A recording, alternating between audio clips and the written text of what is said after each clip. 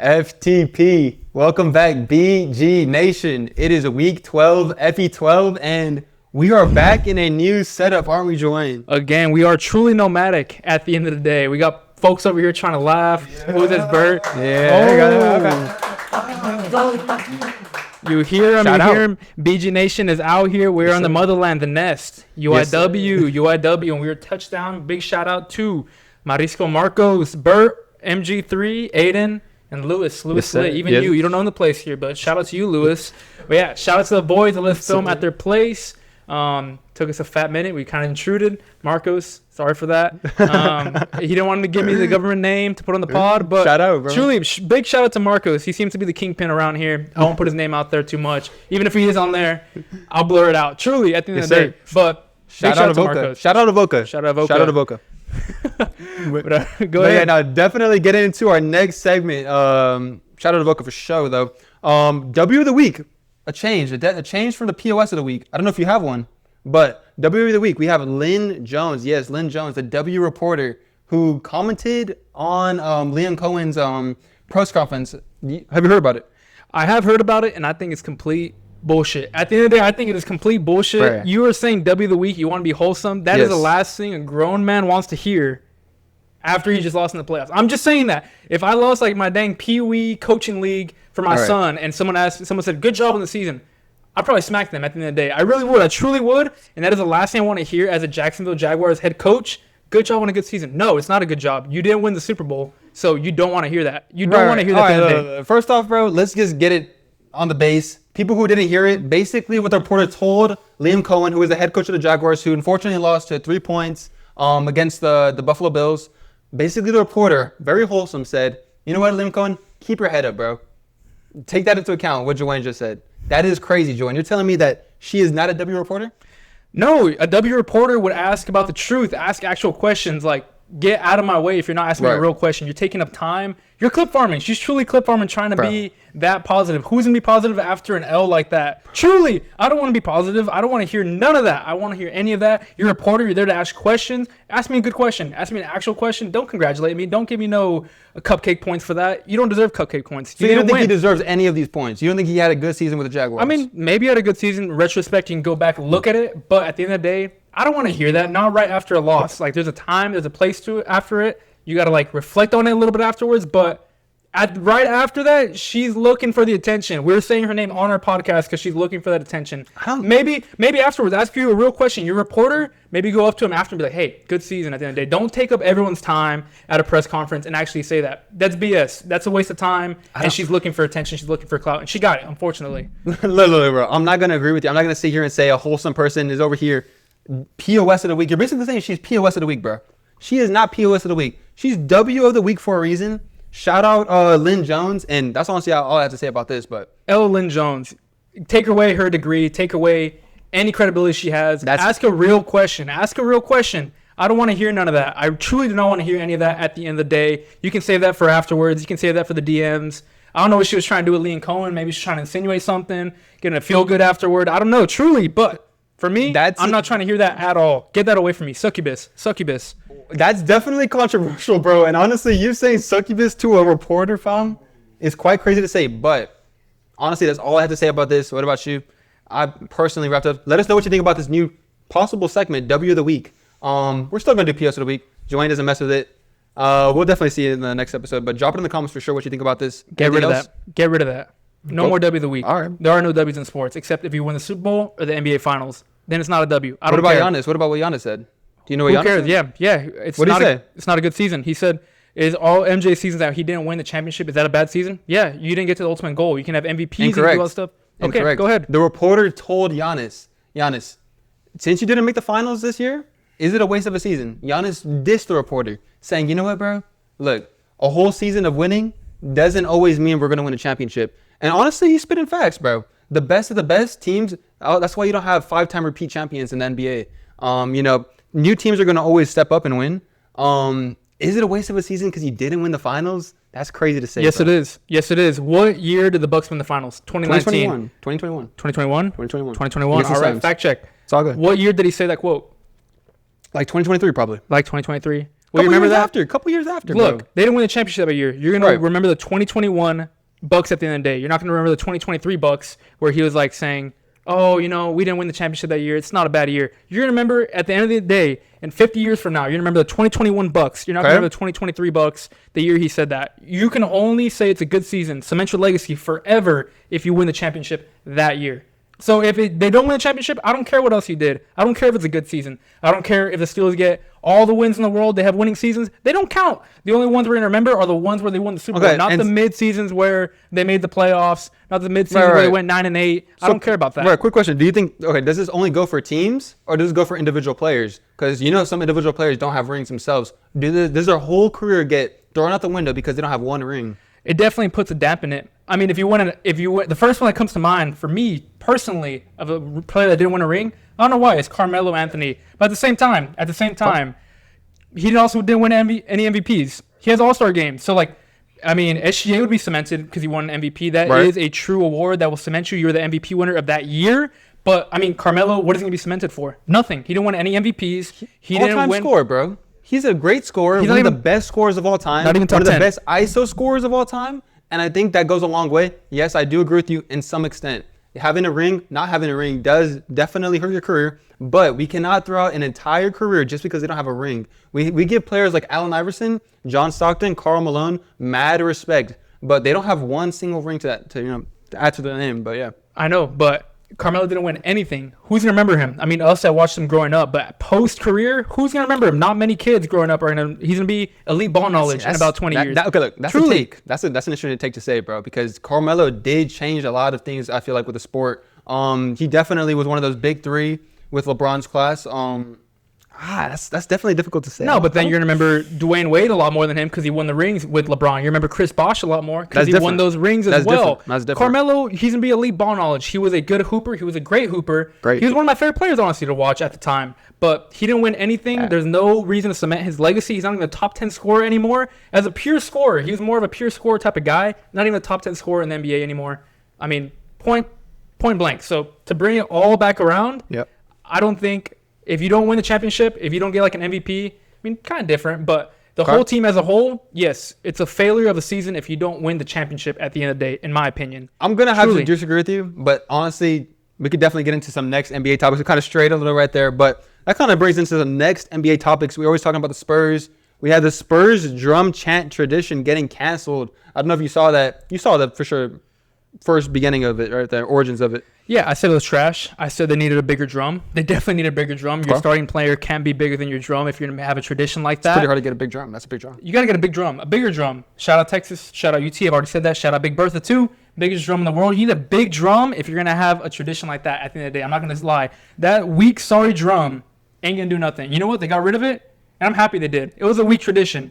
I like the Jackals. I like the story behind it. Yep. I like they got rid of that drum. I don't like the reason they got rid of it, but I like the reason that they got actually. Yeah, so basically, the reasoning behind all this was actually kind of controversial, honestly. So basically, ESPN on TikTok posted, the Spurs tradition, them hitting the drum. Recently, OKC beat the Spurs, and I believe it was at home. Yeah, it was at home. They brought their own drum out. They showed out. They did, honestly, probably better than the Spurs, which kind of sucks to see. But they did their own drum tradition. Comments were going crazy saying, OKC did it first. OKC did it first. ESPN was making it seem like, San Antonio had this tradition by themselves. A lot of fans were outraged. I actually went to the game yesterday. Spurs versus Bucks. Back home, they cut the tradition completely, bro. It's pretty crazy. That's pretty crazy. And honestly, I think they're cowards for doing that. Truly, they're cowards for doing that. I think they should keep it. It's weak. It's weak, the fact that he got rid of it because OKC did it and they shed light on it. But I think it was a weak tradition altogether. You know what I mean? I mean, from the inception, it had no aura. We're talking about aura in 2026 right now. It had no aura with that weak-ass drum. It's a weak tradition. They should have a better one. They truly should have a better one. But again, the reason they got rid of it is a weak reason too, just because they got caught out for OKC bro. doing it. And by OKC too, bro. Come on. Our rivals, we're going to cower down to them. Personally, I think the Spurs should step up, bring back that, the drum. We had fans over here going like this, raging, saying, "Where's the drum? Where's the drum?" Honestly, I was like that too. You raging? I was like this. I was like, "Bro, where's the drum at? Where are they gonna bring the drum at?" And honestly, I'm pretty sad by it. I was excited to do it. I didn't call the tickets for the drum, but I hope they bring it back. Tier 1 goober. Tier 1 goober Call it what asking you want. for a drum. Call it I'm what not you gonna want. lie. I appreciate whenever fans, especially fans of my team, are all together, synchronized, going like this, doing some kind of chant. I think it's very, very wholesome, and it's very, it's good for the team, good for the whole morale. Look, I don't think so. It's not a horrible tradition. I think the execution was truly horrible. You know what I mean? Okay. So I think maybe the Spurs shouldn't back up from it. I think they should go all in on it. Like I keep saying, they need a bigger drum. Grow some nuts. Bro. Grow some nuts at the end of the day. Get a bigger drum. Make everyone forget about OKC. Have a bigger drum. Come out there with the biggest drum in the world. That's all I'm saying. I mean, or come with a better tradition. But, again, don't shy away just because OKC did it. But outdo them at the end of the day. Make people forget that OKC even does it. I mean, it came into light, but they're not the best ones to do it. OKC probably does it better than San Antonio. They do it pretty damn good. Look, cool. If our rivals do it better than us, why shy away from it? Why not just make it better than them at the end of the day? Not just shying away from it, not just giving up. Show that you have some nuts and come out there with a bigger drum. Don't shy away from your rival, especially OKC. Like you mentioned, OKC. It's a heated rivalry. They should really come out there with the big drum. I'm a big drum guy. Drum guy. Huge drum. No, for sure. Honestly, I hope they do bring out a massive drum just for you, bro. But we could definitely get into some more Spurs talk. They're in the media a lot recently. We got Wemby and Keldon Johnson going bald, bro. Going bald. Honestly, I can kind of see this in the future for us. What do you think? Truly, at the end of the day that they did it, I was thinking, I looked at myself in the reflection in my truck. I'm like, damn, I should really go bald. I've been putting it on my story. I've been putting out there a little bald filter. I've been thinking about the it. Bald filter is going crazy. Look, I went to my barber. He phased me up. I don't got a fade right now. He phased me up. He's like, you got to get rid of that lesbian haircut. Truly, I don't want to offend anyone. I love the lesbians. I love lesbians at the end of the day. They have a specific cut sometimes. They do have a specific cut. And you know what? It traveled to me. I go to my hometown. My homeboy said, bro, you look like a lesbian. I'm like, dude, that's not the look I'm going for. You know what I mean? Again, no shade to disrespect to lesbians, of course. We love lesbians. Anyways, we love lesbians to an unnatural level. But at the end of the day, like, I'm trying to not look like a lesbian. I'm trying to look like me. You know what I mean? Of course. That was in my hometown. And then I moved to a whole different town about 5 hours away. And my homeboy that I met out there was like, I'd never mentioned to him. He was like, low-key, you look like a lesbian. Bro, after I got my fresh cut too. So my barber told me at the end of the day, they got up Ellen in the back. Look. Ellen, look, all I'm saying, but my barber said, you know what, try the buzz. Like, change something different. Get rid of that hair up there. So I've been thinking about it. And then the Spurs did that. And I'm like, genuinely, that might be the move for me. Look. Honestly, okay, look, you have a bald phase. You have had a bald phase. I don't know. I don't think we can't show it right now. We might. But you look tough, man. And honestly, you faded up bald right now. I think your barber is giving you really good tips. Honestly, I think you should take it. But he looked at me. I do have a weird shaped head. It's pretty oval, kind of flat in the back. Right. It's a little cooked. I'm not gonna lie. He looked at my hair. He gave it a good little gander, and he was like, "Actually, I don't know, fam. I don't know if I can do that to you." You had to have the right. Look, we all know you had to have the right head shape for certain hairstyles. And honestly, I think you'd fit it. Look, drop it in the comments below if you think we should go bald, just like Wemby and Keldon. I like it. You had a bald phase when you were your youngin, a little youngin. When I was out of the womb, bro. Out the womb? Dog, I've never really went bald like fully, but I wouldn't mind going bald. A little reset of hair. My hair's a little crazy right now. I'm doing a haircut. Look, I wouldn't mind it. We have not hit this like goal in so much. It's been on a downturn a little bit. I'm not gonna lie. If this pod episode gets, what do you say?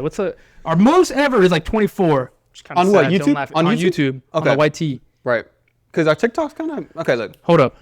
How about subscriber goal? If we get 100 before next one. We've been trying to hit that 100. That elusive 100. We'll go bald if we get 100 before next one. We're only like 8 subs away. I know BG Nation's going to come through. I know they'll come through, bro. True. I know they'll come through. Like goal. So we hit 24. How about we try to get 35 likes on this one? Okay. Truly. Okay. If we get 35 likes. We'll go bald. And look. This is my reputation online. I'm about to take like grad photos. I'm about to graduate. I'm not trying to be bald for that. I have hair. I would hurt if I went bald, bro. It would be bad. It would be new. If we get 35 likes, we will go bald here on BG Nation for the next one. It's 1 week. We'll have Brandon do it for us, bro. Brandon will cut our hair on BG Nation live, truly. So please leave a subscribe, share. But we will go bald. Anyways, Aura. Back to what we're talking about. Wemby, Keldon Johnson doing it. Aura. Exactly. I've been waiting for this. It gives them aura. Other players who have gone bald. MJ is fully bald. Kobe. There we go. Kobe. Who else? Jordan Walsh, I don't know who the bro. fuck that is. You're okay. Now we're going. Caruso. Shout out A&M, I guess. Some players should have went bald, possibly. Andrew Tate, there we go. Some players should have went bald, like LeBron. I mean, LeBron should have gone bald. Personally, going bald might be the move for true hoopers. Wemby, first game back, going bald. Some pretty good stats. I could pull up real quick. But, I truly think that going bald might be the move. Look, it works for some people. Right. Wemby looked good. Wemby's always going to look good at the end of the day for me, kind of. But Keldon Johnson looked pretty chopped. I'm not going to lie. Keldon Johnson looked slightly chopped. I showed you was funny. He was slightly chopped, but Keldon Johnson's still our boy. The fact they did it together. Go ahead. Look, stats. First game back, going bald. Wemby, 22 minutes out there, 22 points. We got 10 rebounds, 1 assist, 2 blocks. Obviously a plus on 27. So he's definitely a positive out there. Keldon Johnson, I believe he didn't have the greatest game yesterday. 7 points, nothing crazy. 21 minutes played. Truly 8 rebounds, doing what he's doing. Grit, getting rebounds. Nothing crazy. But going bald could be meta, in the near future. I think if you go bald and look smacks like you did Wemby, you'll be fine. But Keldon Johnson, again, look a little bit like a chud. Look, I think what it is, Wemby's used to going bald, a little more comfortable in it. I think Keldon Johnson, he'll fit into it, in a couple days for sure. So I think he did bad because he's not comfy. Not comfy being bald. Exactly. Truly, if I showed up bald, who would be first time being bald? I think I would. I got mad confidence. What was that one thing you said? What was that one thing you said in that video? What'd I say? I don't remember. Oh, don't bring it up. Not that one. I don't remember. I wouldn't be able to bring it up because I don't remember. Monica Mia, my lifesavers. Shout out Monica Mia. Lifesavers. That's back. Lifesavers. That's back. That's mega throwback. That was funny, bro, when you said that. We can move on from that one. But yeah, I did go bald. I was like Sid the Kid from Toy Story 1. I truly did. I won't lie. Throwback. So, not trying to bring that back too much, but kind of want to see how it looks. 35 likes, though. 35 likes. Like, share, subscribe for sure. Holy, what has our life become? We're cooked. 35 likes. If y'all hit that like goal, we are cooked. But getting into the next topic. We're talking about Wemby. Yes. We're talking about Wemby. And this kind of came to my mind. So when we talk about Victor Wembanyama, Wemby, the love of our lives, truly, here in San Antonio. I love Wemby. Down the street we have where the Spurs play. Maybe, 10, 15 minutes away from here? Very close. Really close. Very close. You think about, he's going to be an all-time great player. Think about Kareem. Think about a top 3 player. You think about the best player in the league. But truly, at the end of the day, I started thinking about it a little bit. He's been pretty injured. Right. He's played good, but he's had some ups. He's had some downs. We've had some questions about not being clutch. That's a good one. We've had some questions about not being clutch. Yep. And I just wanted to bring up the question. Has Wemby's career been a disappointment thus far? Okay. 3 years in. I'd throw it to you, and then I'll get back to you. All right. 3 years in, has Wemby's career been a disappointment?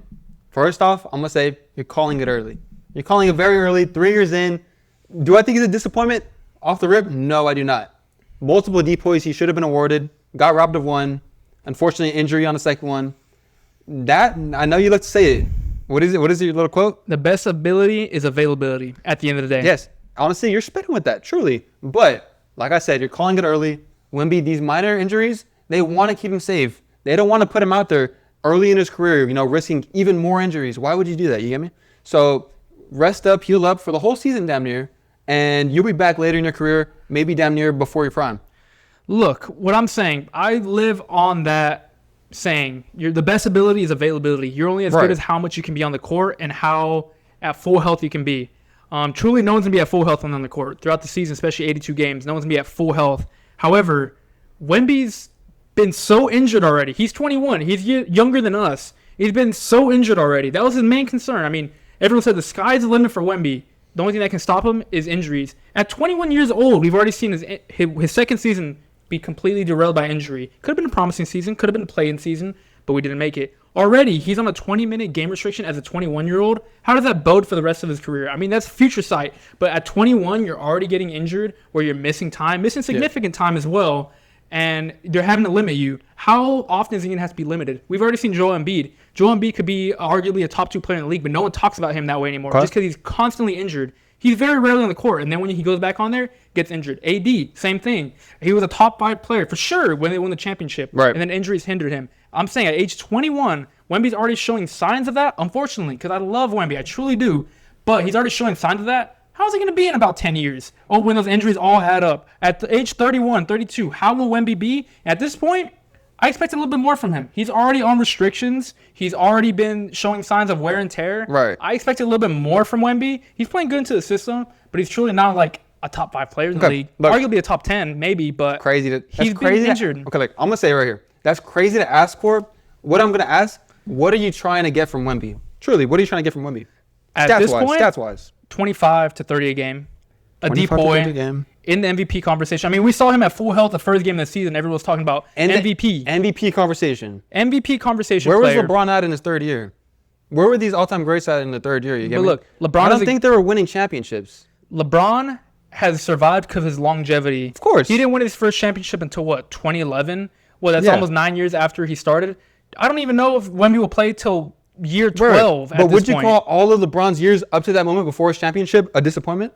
Because basically you're saying right now Wemby's a disappointment because kind of his injuries, but mostly because he hasn't really shown the Spurs, getting dubs. Hasn't gotten the Spurs any true winning. Individually, I wouldn't call the year a disappointment. I just said I call as a whole for the team a disappointment. Yeah, Cavs didn't win any championships, so I'm very disappointed in that. But until then, he brought them himself. He had the stats to back it up.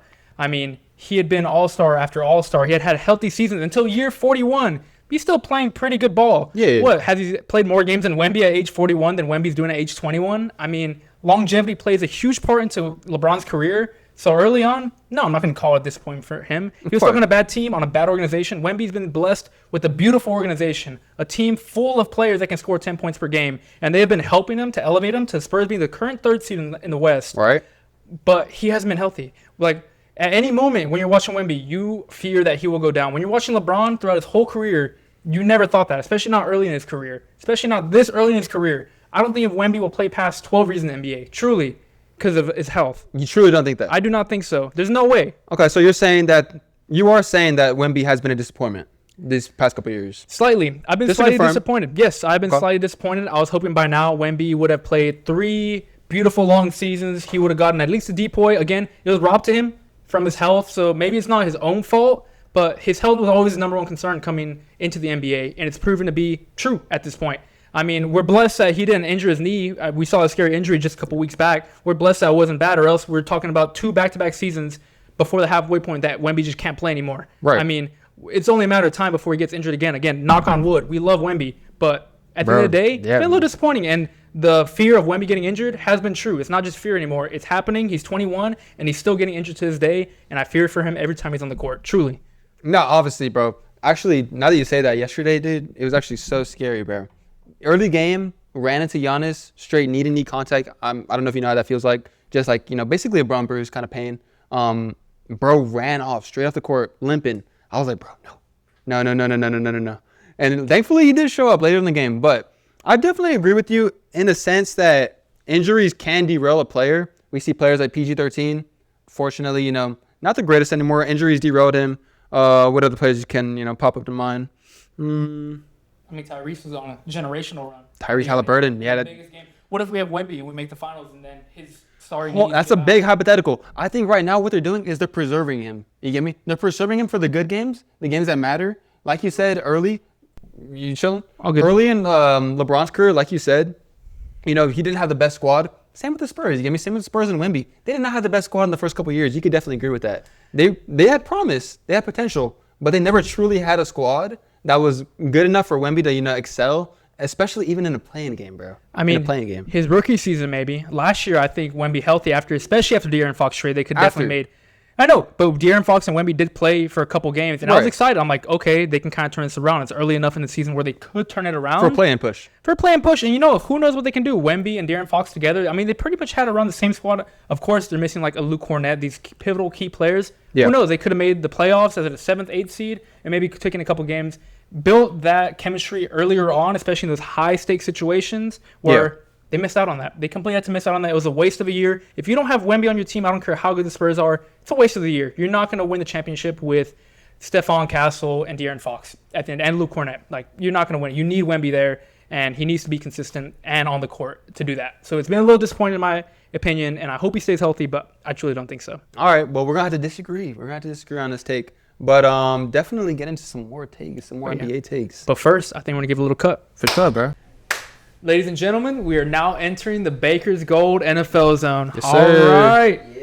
Yes, Brandon. Yeah. Getting loud back there. But, yeah, honestly, NFL season dwindling down. I mean, we'll get our playoff predictions out there towards the end of this. But we got a couple takes. I mean, big thing going on in the news right now is the NFL coaching carousel. So we got a lot of NFL coach talk. We definitely got our takes on who's going to win. You know, fun fact.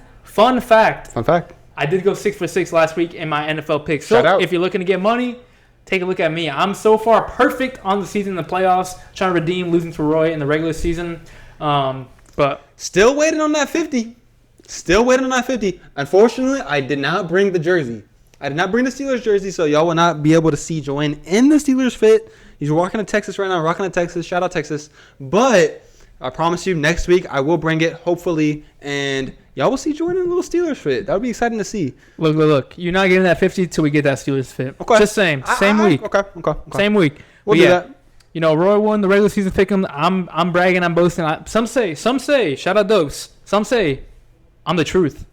Some have been saying that I am the truth. So I'll definitely give you all my playoff picks for this week. We'll see if I continue it. Go for 10 for 10 on the playoffs in total, which should be spectacular. But we'll see. But starting off, did want to start off with a little hot one. So, you know, the whole AFC North is cleared out. Mike Tomlin stepped down as head coach. Yep. John Harbaugh fired. Yep. Kevin Stefanski canned. Only one remains. And you know what I think? I think Zach Taylor, the one who remains, he who remains, shout out MCU, he who remains is the best head coach in the AFC North. Truly, I do believe so. You know what? Roy really didn't agree with this take, but I think Zach Taylor, out of John Harbaugh, Mike Tomlin, Kevin Stefanski, was truly the best head coach of the four there, and there's a reason he's still the head coach. There's a reason he's still there, not canned. It's because he has the most talent out of those coaches right there, especially in the modern-day NFL. He is most equipped to be a modern-day NFL coach. What do you think about that, Ray? Okay, look, off the rip. Hypothetically speaking, shout out Jalen Hurts. Hypothetically speaking, Zach Taylor is the best coach in the AFC North. But guess what, buddy? Guess what?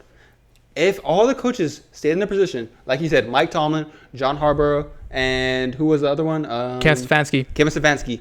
If all those coaches were in place right now, we count all of them, in my opinion, no bias, Mike Tomlin is the best coach in the AFC North. Obviously, he did step down, but guess what? Brandon, don't be laughing over there, Brandon. Guess what? I think he's the best coach because, okay, not only did he win a ring like Harbaugh, not only did he make the playoffs a lot of times, you know, a lot of dubs in the regular season, like, you know, Harbaugh, like, you know, I feel like that's basically the very, I mean, you're over here saying Zach Taylor is the best. It's kind of crazy to say, but he had a winning season 19 seasons in a row. I know it's hard to believe as a Ravens fan. Oh, I believe it. You believe that? Well, I believe that he won 19 seasons in a row. Yes, I do know that. That is facts. Do you believe that? Can you believe that? I can believe he won 19 seasons in a row. The facts are there, but the fact that you think he's the best head coach out of that bunch. A chip, 19 winning seasons in a row, and lots of respect as a coach. He's a player's coach. You know, I feel like lots of players, I know you want to bring it up. Actually, we don't bring it up right here. Steelers players crying, shedding tears, bawling their eyes out at Mike Tomlin stepping down. Players love this coach.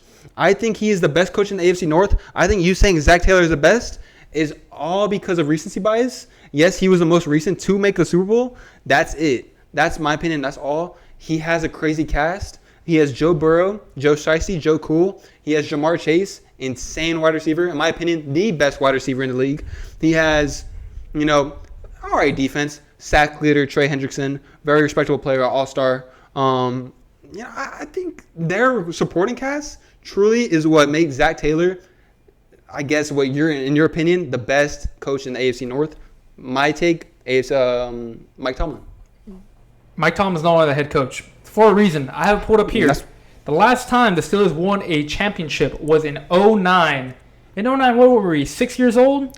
About 6 years, about 5 years old. It's been quite a while. It's been since 2009. That's about 17 years ago. 17 years ago. 2009? He said he has 19 winning seasons. So he's had 15 straight winning seasons with no Super Bowl. That's not that great at the end of the day. Zach Taylor didn't have to run into Brady. Look, okay, you use He didn't have to run into Brady. We have Mahomes over here, and he got past Mahomes. He's one of the only coaches to coach his team past Mahomes. Past Mahomes. True. There's not many teams out there that have gone past Mahomes in the playoffs. I don't think there's like dang near any except for Tom Brady and Joe Burrow that have gone past Mahomes when he's in there. So you're saying Zach Taylor let the Bengals past Mahomes? That's what you're saying. Yes, so you're saying it was the coach who let the Bengals past Mahomes and the Chiefs? As a team, obviously, as a team altogether, they made it to the Super Bowl. Yes. But who was the leader of that team? Zach Taylor. No. We're not going to sit here and say that Zach Taylor is the leader of the Bengals, fam. We're going to say Joe Burrow, the captain of the team, the person who leads it, MVP talks, Joe Shiesty, Joe Cole, y'all know him, is the head of the team. He is the head of the team. He brought them past Mahomes. That's why he is in the talks of best QB. And they're not saying Zach Taylor is the best head coach. They're saying Joe Burrow is in the talks of top QBs because he did this against Mahomes. I don't think Andy Reid got outcoached by Zach Taylor, bro. No, I do not think that. Look, what do you think Zach Taylor does all day? Sit on his butt, on his thumb, like all day? No, of course. He's the head coach of a football team that made it to the Super Bowl more recently than obviously the Browns because they've never made it. Right. More recently than the 09 Steelers. More recently than my own 2012 Baltimore Ravens. And you know what? Look, he's the only one that had success in the past 10 years from any of those head coaches. So you're saying recency bias? I'm not saying recency bias, but I'm saying it's a different age than the NFL. The NFL is not the same in 2026 than it was in 09 when the Steelers won it. In 2012 when the Ravens won it. It's a different league, and you need an offensive-minded head coach. Obviously, the ones that we mentioned that are no longer there are defensive-minded head coaches. Zach Taylor's an offensive mind. His offense shines, obviously. I don't think if we had another head coach there, they would get the same result they did in that year when they made the Super Bowl. Yeah. Look, at the end of the day, I don't think Joe Burrow is that good. I really don't. I don't think Joe Burrow is that good. I think he's been blessed to have Jamar Chase and T. Higgins on both sides with plenty of weapons on offense. Everyone considers him part of the top four. Top four of quarterbacks of the generation, we'd say Mahomes, Allen, I know you hate it, but Lamar and Joe Burrow. Sure. Lamar and Joe Burrow. Look, out of all those guys, he's had the best weapons by far. Jamar Chase is constantly a top 3 receiver in the league. Yes. He's been blessed with that. You know what? Zach Taylor at the helm led them to that Super Bowl. He's also with one of the most dysfunctional organizations in the NFL. Right. The Browns are in the same division as them, and they're by far probably the most dysfunctional. However, the Bengals are not that far behind. They have no Super Bowl wins. They still don't. And he led that bottom feeder team, historically a bottom feeder team in the league, to a Super Bowl. Not too far removed from having the number 1 overall pick when they had Joe Burrow. So he turned them around with Joe Burrow. Not just Joe Burrow himself. I don't think Joe Burrow can do it on his own. I don't think Joe Burrow calls up the schemes, gets the coaches together, and has a game plan. Zach Taylor led them to Super Bowl more recently than John Harbaugh, Mike Tomlin, Kevin Stefanski. So at the end of the day, I think Zach Taylor is very underrated, in my opinion. I think he gets way too much hate. Well, okay, look. First off, saying underrated, that's a take. That's a take for itself. I think, honestly, my personal take about this, Zach Taylor, I am surprised that you still have a job as an NFL head coach. Look, first off, I don't think you deserve this job, in my opinion. I'm not going to go around pointing fingers saying, oh, you don't deserve the job. But let's just talk about his stats. Let's talk about his previous jobs. Texas A&M graduate assistant. Okay. That's a Miami start. Dolphins. It's a start. Very start. Miami Dolphins, quarterback coach. Okay. Quarterback coach. University of Cincinnati, back to college. Another quarterback coach. Okay. / offensive coordinator. Mostly a quarterback coach. As we see here, LA Rams 2018. The Rams went to the Super Bowl that year. They went to the Super Bowl. Yes, they did go to it. No, I said they went. Okay. No, it's all good. The quarterback coach for that team. And then, right after that, 2019, gets hired as the Bengals head coach. Look. Do you really think he deserves that job? Look, Do you think he should still be hired as of right now? Yes, he should be hired. Look, the Bengals are not one of the top teams in the league. Joe Burrow, I've said it many times. I've said it many times. Joe Burrow has been injured. The best ability is availability. I'll keep spamming that. But Joe Burrow has not been available the whole time he was there. Even when Jake Browning went in as quarterback, they had success under Jake Browning without Joe Burrow. Success. He has showed success without Joe Burrow, meaning it's not all just Joe Burrow. He's been able to scheme together some wins with the Bengals without Joe Burrow. So, and you just mentioned he hasn't been a coordinator. You don't have to be a coordinator. You don't have to be an OC or a DC to be a head coach. John Harbaugh, look, as much as you can hate on John Harbaugh, as much as I can hate on John Harbaugh, he was never an OC. He was never a DC. He was a special teams coordinator from Philadelphia under Andy Reid. So sometimes you don't have to be a coordinator. You know what? Sometimes coordinators are better as coordinators than head coaches. You know what? I'm a Ravens fan. I don't want us to hire Brian Flores. I don't want us to hire Robert Saleh. I think those guys should stay on one side of the ball. Some guys are meant to be head coaches. Some are better as coordinators. Steve Spagnuolo, Chiefs, perfect example. He stays as a DC. Some guys know their place. Zach Taylor is a head coach. You don't need an offensive or defensive coordinator to be your head coach. I don't care. I'm actually kind of offended that you brought up that he shouldn't be a head coach because he wasn't an OC or a DC before. You don't need that. You don't need any of that. Right. People work their way up. There's different mindsets. There's different plans. He does not need to be a coordinator to be a head coach at the end of the day. Zach Taylor is underrated. He has taken his team to the Super Bowl, not just Joe Burrow, him, and he does not need to be an OC or a DC for that. Okay, that is definitely true. I'm gonna keep it a buck. You are right. John Harbaugh hired out of a special teams position. Respect for John Harbaugh, but I'm gonna keep it a buck. That was mad lucky, bro. Just as lucky as drafting Lamar 29th overall or whatever draft. 32. 32. Exactly. Last of the first round. Just as lucky. And honestly, I truly do feel like Zach Taylor shouldn't have a job, bro. Maybe as a coordinator. Like you said, some coordinators need to stay coordinators. I think some of these coaches, quarterback coaches, need to stay quarterback coaches. I think his tenure as a Bengals head coach truly hasn't been that spectacular. Oh my gosh, yes, you made the Super Bowl, but guess what? You lost it, you get me? And do I truly think that he brought the Bengals to the Super Bowl? No, bro. No. At the end of the day, you have a hot Joe Burrow. Yes, he obviously had a whole injury the season before that, but hot as in, previously college, coming out of an insane year, national championship. He did get injured, like I said. But an insane offense, nonetheless. T. Higgins, Jamar Chase. Are we going to say, just as you're disrespecting Joe Burrow, oh, he has all these weapons. Oh, he has this, he has that. Are we going to say that for the same as Zach Taylor? Are we going to bring that same narrative to Zach Taylor? Oh, he has Joe Burrow. Oh, he has Jamar Chase. Oh, he has T. Higgins. He has a sack leader in Trey Henderson. They had a pretty fair defense, when they did go to the Super Bowl. Not the craziest, obviously, but, serviceable. Are we going to say, okay, look, Zach Taylor, you did enough, right?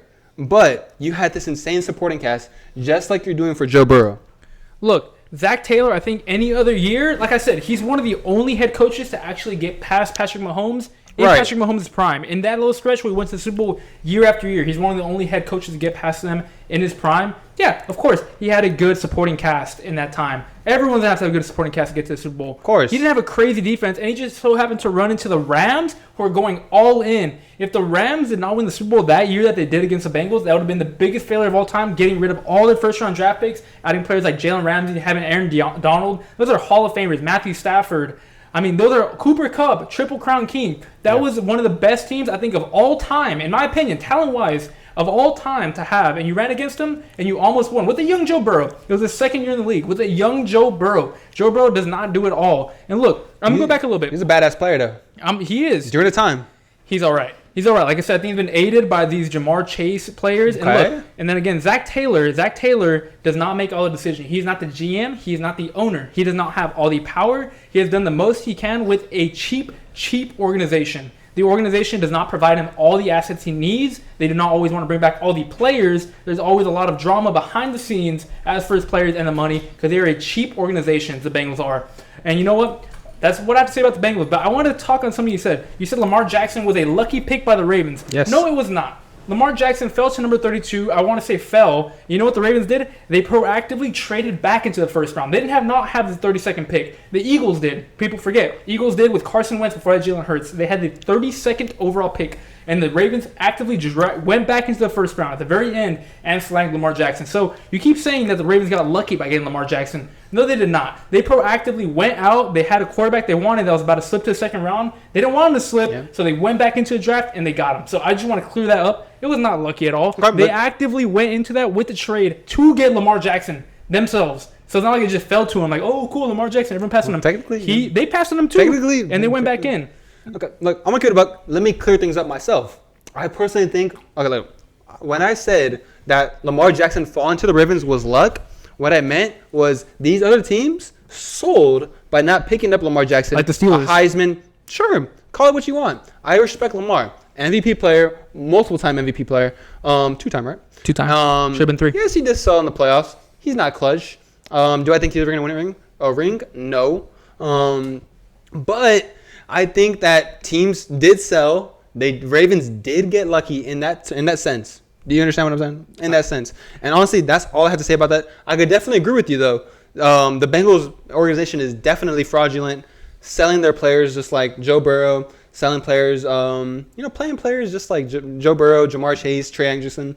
I don't even think. Is he playing for the Bengals right now? I don't even know. I don't even know if he's playing. They're a poverty franchise. They're a poverty franchise. They play the prong players, and honestly, I think it's going to be very difficult for them to really build a supporting cast with the defensive unit as well to make the Super Bowl run again. I think the window is closed, but I think Zach Taylor truly doesn't deserve this job. Honestly, that's all I have to say about that, but I'm definitely disagreeing with him being the best coach in the AFC North. No doubt about that. He is definitely the best head coach in the AFC North. I'm going to finish it out on this. Like I said, in the past, what is it now? About 14 years, he's the only head coach in that conference, in that division, to make a Super Bowl.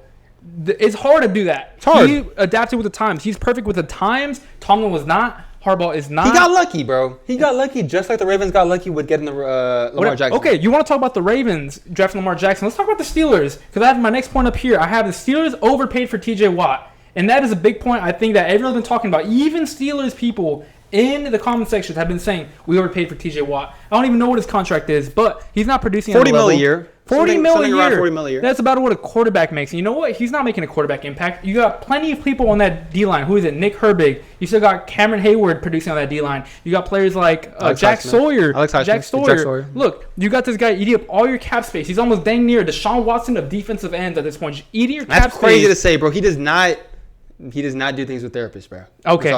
Look, he is not the Lamar. He is not the Deshaun Jackson of that. Like, I'm gonna defend his name, Deshaun Watson. I'm gonna defend his name right now, T.J. Watt. You may be a little overpaid. I'm not going to fully disagree with you because I truly think that, yes, his sack production has gone down. Yes, he's had 1 sack in the playoffs or something like that in the past, a couple years. Damar Hamlin honestly tied him in sacks. I believe I saw that. 1 sack. It's crazy. But guess what? I truly think it's a scheme thing.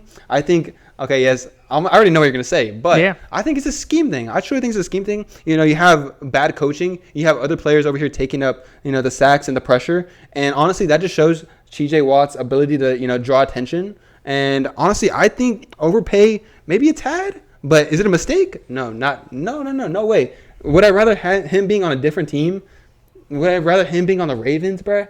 Or on another competitive team? No way. Look, in the big 2026, T.J. Watt should not be making $40 million a year. It's especially on there. Look, you already know what I'm about to say. You shouldn't have to scheme for a player making $40 million a year for him to be good. You got a player like Myles Garrett, who's around the same age. I think maybe a little bit younger than him, just breaking the sack record at the same age. T.J. Watt is washed, and he's a product of the Steelers environment. I just mentioned all those players. You don't get the opportunity for a Jack Sawyer to improve if you have T.J. Watt on there. You're getting the guy $40 million a year to go out there and give you 7 sacks a game, and also health concerns. He has had health concerns. He got a punctured lung, bro. He got a punctured lung. That's on him. That is not on him. That's bro. on him. That is from some crazy accident, a crazy mistake that did cost him a couple games. Are we going to completely say that's an injury concern? No way. I do agree that he did have a slight injury concern in the middle of the year. Who doesn't? You get me? Lamar Jackson had it, and whatever his age is, 27 or something like that.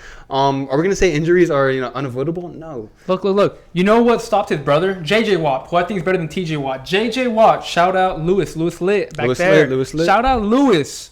Shout out the Texans. J.J. Watt, with my own very eyes, is probably the best defender I've watched in my lifetime.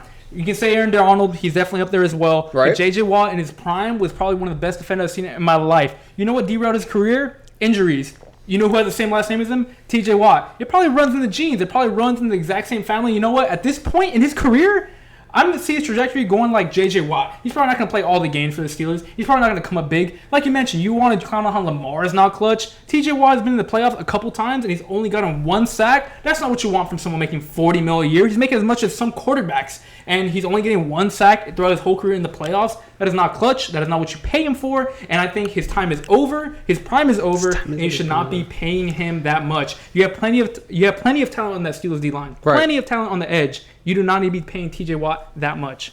Yeah, no, okay, I could definitely agree with you slightly. Like I said, slightly. Slight overpay, maybe. $40 million is a lot. Quarterback numbers. Quarterbacks over here like Lamar Jackson get paid the same amount and sell, they haven't gotten 1 Super Bowl. But we're not going to talk about that. We're going to talk about this right here. T.J. Watt achieved his 22.5 sacks during his 2021 NFL season. If we're going to keep the same logic where you're saying Zach Taylor, recency bias, Zach Taylor got to the Super Bowl 2021, not too long ago.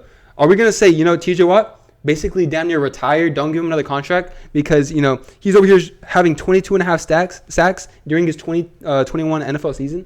Like, come on, we're not going to discredit that. We're going to pay the man. We're going to pay him what he wants. We're going to get him back on the squad, and he's going to produce. We need to scheme him up. We need to scheme him up with a better defensive coordinator, with a better head coach overall, as why Mac Tomlin did step down, a defensive-minded coach. But I hope we get, maybe a little Shula from, the Rams. Someone nice, defensive-minded. I also wouldn't mind an offensive-minded coach as well. But for T.J. Watt's sake, I think a defensive coordinator in the future will definitely help him. Maybe even produce another 20-plus sack season. I see it. I truly do see it. His injuries are not what you think.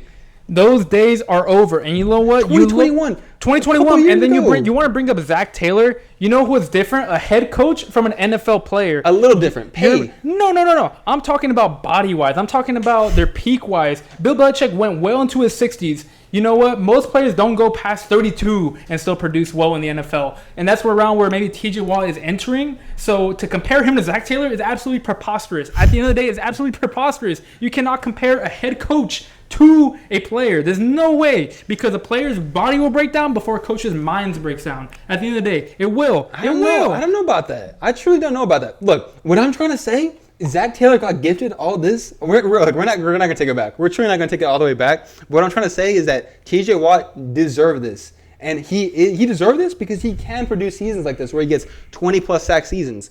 I think what it is scheming defensively. Steelers had a nasty defense 2021 around that time frame. I think sacks are hard to get. Sacks are hard to get, especially when you have teams guarding them, sending double teams, higher pressure rates or higher double team rates. That's a big thing to talk about. And I truly think TJ Watt, I'm not going to say he stepped down from decoy ability. I'm not going to say that. I still think he is a top defensive player in the league. That is why he's getting paid $40 million a year. He is not a top. Okay, we'll end it up here because we've been going on for a little while. But as a Ravens fan, I am so happy y'all overpaid TJ Watt. Y'all keep letting him. Stay happy, bro. We too owed y'all this year. Y'all keep him. With TJ Watt. Keep him with that, eating your salary cap like that. He's never going to produce a 20-sack season again. You can mark my words on that. He will never produce a 20-sack season again. Right. Y'all keep scheming for him. Y'all keep letting him eat your cap while having to go out of your way to make him good. Because a $40 million a year player should not be schemed into being good. He should just take over a game like that. So I understand what you're saying. Keep doing that. I understand what you're saying. But at the pro level, you have NFL teams scheming against TJ Watt. They are sending double teams. They are, yes. No one is scheming against TJ Watt in the big 2025. I'm just saying. No one is that worried about TJ Watt where they will change their whole game plan around him. That's cap. That's cap. Trust me. No one is scheming against TJ Watt anymore in the big 2025. Trust me, bro. Hey, trust me, bro. No one's worried about TJ Watt anymore. And you know what? Go ahead. Keep paying him $40 million a year because we are not worried about him. No one is worried about TJ Watt anymore. Call it what you want, bro. But he picked off Lamar. He won us that game 2-0 on the Ravens. Locked him out of the playoffs. Okay. Off of TJ Watt interception, by the way. Keep paying him. TJ Watt. Yes, it was a deflection. He did intercept it, though. Because guess what? TJ Watt always finds the right place to be at all times. He's paid $40 million a year for a reason. You can throw dang Helen Keller in that situation. She probably catch that interception. Now we're doing too much. We're pushing it now. That wraps it up for me, though. Look, okay. Truly, I'm already wrapped up there. And look, we can finish off. I had a lot of Steelers talk on here. Let's bring it to a little lighter note. Let's bring it to a little lighter note. All right, Steelers season ended. Y'all got blown out 30-9. Shout out Lewis Litt. Appreciate y'all. But look, y'all got blown out. You had to get rid of your head coach just like us. Shout out Aiden. Y'all had to get rid of your head coach just like us. But who's your quarterback for next year? What do you think they should do for quarterback next year in the NFL? Truly. I have right here. I said they should get Ty Simpson. They should trade all the draft picks and go up and get Ty Simpson. As a Ravens fan, I think I would be splendid if y'all got Ty Simpson. What do you think y'all should do at quarterback next year? Because Aaron Rodgers, your starting quarterback, end of the season in tears in a press conference. That's how he's going to end up retiring. So what do you think the Steelers should do to get a quarterback? I'm sure you would be splendid. I'm sure you would be very splendid for us to get Ty Simpson, bro. I would be. But like you said, Aaron Rodgers, unfortunately, probably going to retire. He did come to Pittsburgh for Mike Tomlin. Mike Tomlin did step down. Probably going to see that last year, unfortunately, off of pick 6. But who do I want to see as the quarterback for the Steelers? You said what? Send 6 draft picks, first rounders for Ty Simpson? Is that what you said? Go ahead, do it. You did say that, right? Y'all need a quarterback. I would send 6 first for Fernando Mendoza. Bring Fernando Mendoza to the Steelers. I could see him 6'5", great build. He could hit the ball. He could hit very deep targets. I think that could be the next quarterback for the Steelers. I would love to see it. Send the whole future. I love tall quarterbacks. I love quarterbacks very similar to kind of Josh Allen. I feel like very raw. He can hit the deep ball, very tall, move the pocket, move up and down in the pocket. I would love to have a Fernando Mendoza. Will the Raiders, give that up? Depends on the package. It truly depends on the package. Maybe send a little. Nah, TJ Watt. I was about to say something rancid like that, but we're not going to do that. Look, he deserves. We're not going to start that, but I think Steelers could. Lochi said maybe a little 4 first rounders for Fernando Mendoza, maybe a little second, maybe a player in between. Who knows? Why not throw it out there? You know what? I'm sure the Ravens would love that too, Bear. No, we wouldn't. But look, Lamar sucks. Yeah, cool. Look, you know what? Let's get realistic, my boy. That's never happening. You are not getting Fernando Mendoza. The Raiders are not sending that draft pick away, so you can start thinking about different quarterbacks. Who knows, bro? Maybe start thinking about Will Howard being the quarterback for the next 3 years. Yeah, start thinking about that, little boy. Start thinking about that. Truly. But look, that's never gonna happen. And even if y'all did, that'd be such an overpay. I like Fernando, the Cuban Missile Crisis. I've called him. Yeah. He's great. He's a good quarterback. He's a good college quarterback. I don't think anything makes him special over any other quarterback you see in the league. Nothing that he brings to the league in terms of arm talent, rushing talent, truly makes him special over anyone else. Maybe if you put him in a good situation, like a Joe Burrow was gifted with Jamar Chase and T. Higgins, he could probably do good if he had those good targets. He has the physicals for it, bro. He's going to be stuck behind the Raiders' offensive line. Of course, he has Genty. Who's their receivers? Bowers? Look, Bowers is good. That's not going to be enough. They're not going to win. Their defense is putrid. He's not going to be good. But you know what? Yeah, for sure. I would love for the Steelers to send 4 first-round draft picks for Fernando Mendoza. Unfortunately, not going to happen, my boy. So you got to start being a little realistic. What do you think is going to happen? Will Howard, Ty Simpson, Dante Moore went back to the college. So do you wait another year? Do you waste a year? Do you tank a little bit? What do you think? I doubt we'll tank. I doubt we'll. Maybe not intentionally. I doubt we'll stoop to the Ravens level we never of tanked, tanking for some tanked. dubs and some draft picks. Because look, one thing the Steelers are going to do, they're going to get the right head coach. They're gonna tenure them up. They're gonna get the right draft picks. They're gonna cook, bro. You know it. You know fantasy line. Fantasy line. You're not gonna get the right head coach. No, I think you're overthinking. You truly don't think we're gonna get the right head coach after 3 perfect, about 15+ season head coaches. You don't think we're gonna get the right head coach this time around? You're gonna miss. You're gonna miss, and you know what? Holy Ravens fan. You're gonna miss, and you're not. And I'm gonna go back to this. You're gonna miss. There's no great head coach out there. There's no next Mike Tomlin out there in this cycle. I don't believe. So if you rush to it, I don't think you're gonna get anyone worth the while. Same thing for the Ravens. I'm kind of sad about this coaching cycle. 2, there's no great quarterbacks out there right now. So I think y'all should tank. And you know what? The Ravens never tanked. We got Lamar Jackson. You mentioned we got him at pick 32. That year we had pick 25 and we got Hayden Hurst. We had a good year that year. It was not horrible. We didn't tank. We got Lamar Jackson at pick 32. So we never tanked. I'm not saying you tanked for the. I'm not saying you tanked for Lamar Jackson. I'm saying in previous years. You can say we tanked for Ronnie Stanley when we were number 6. No, we had Matt Shaw playing quarterback in 2015 for the Ravens. The whole team just went down. Yeah, we had injuries. We had Joe Flacco. He went down to injury. We had lots of losses because we were very injured. And then y'all started tanking. We didn't tank. We still beat the Browns late in the season. Browns. Yes, I know Browns, but. We're still competing to the very end to win games. We just weren't very good that year. I mean, we just truly weren't very good. We didn't have good players. There was a lot of injuries going on, so we didn't tank. I think y'all should tank, though. I think y'all should take a step back. Maybe y'all should do what the Patriots did. They took Gerard Mayo for a year. They tanked. They got their quarterback. They had a bad head coach, and they waited for a better coach to come on in the next cycle. And they got Mike Vrabel, and now they're chilling. There's nothing wrong with that. There truly is nothing wrong with that. You know what? I hope the Ravens do that as well because there's no outstanding head coaches out there. I don't want any of those OCs, DCs out there. I don't want any of them, truly. But the Steelers are different because they need the 2 most important positions in the NFL. They need head coach and they need quarterback. Both are missing. That is what you need to win a Super Bowl, and y'all have neither of them. So you are very far back right now, even with a good defense and a good organization. Look, I'm not going to lie. I'm going to be completely honest. I 100% believe that the Steelers were 1 wide receiver away from being the Super Bowl winners. I'm being 100% honest. I can do that, bro. I believe that if DK didn't throw a punch to the fan in the last 2 games, and he stayed consistent and hot, showed out against the Texans, I feel like the Steelers, we would be celebrating them right now. Yes, celebrating them. I think truly the Steelers, you saying they should tank when they have players like TJ Watt on a $40 million contract. They have Cam Hayward, a trusted vet who just got an all-pro second team. They have a pretty good secondary. Joey Porter Jr., shout out Joey Porter Jr., showed out against the Texans, even though the offense didn't.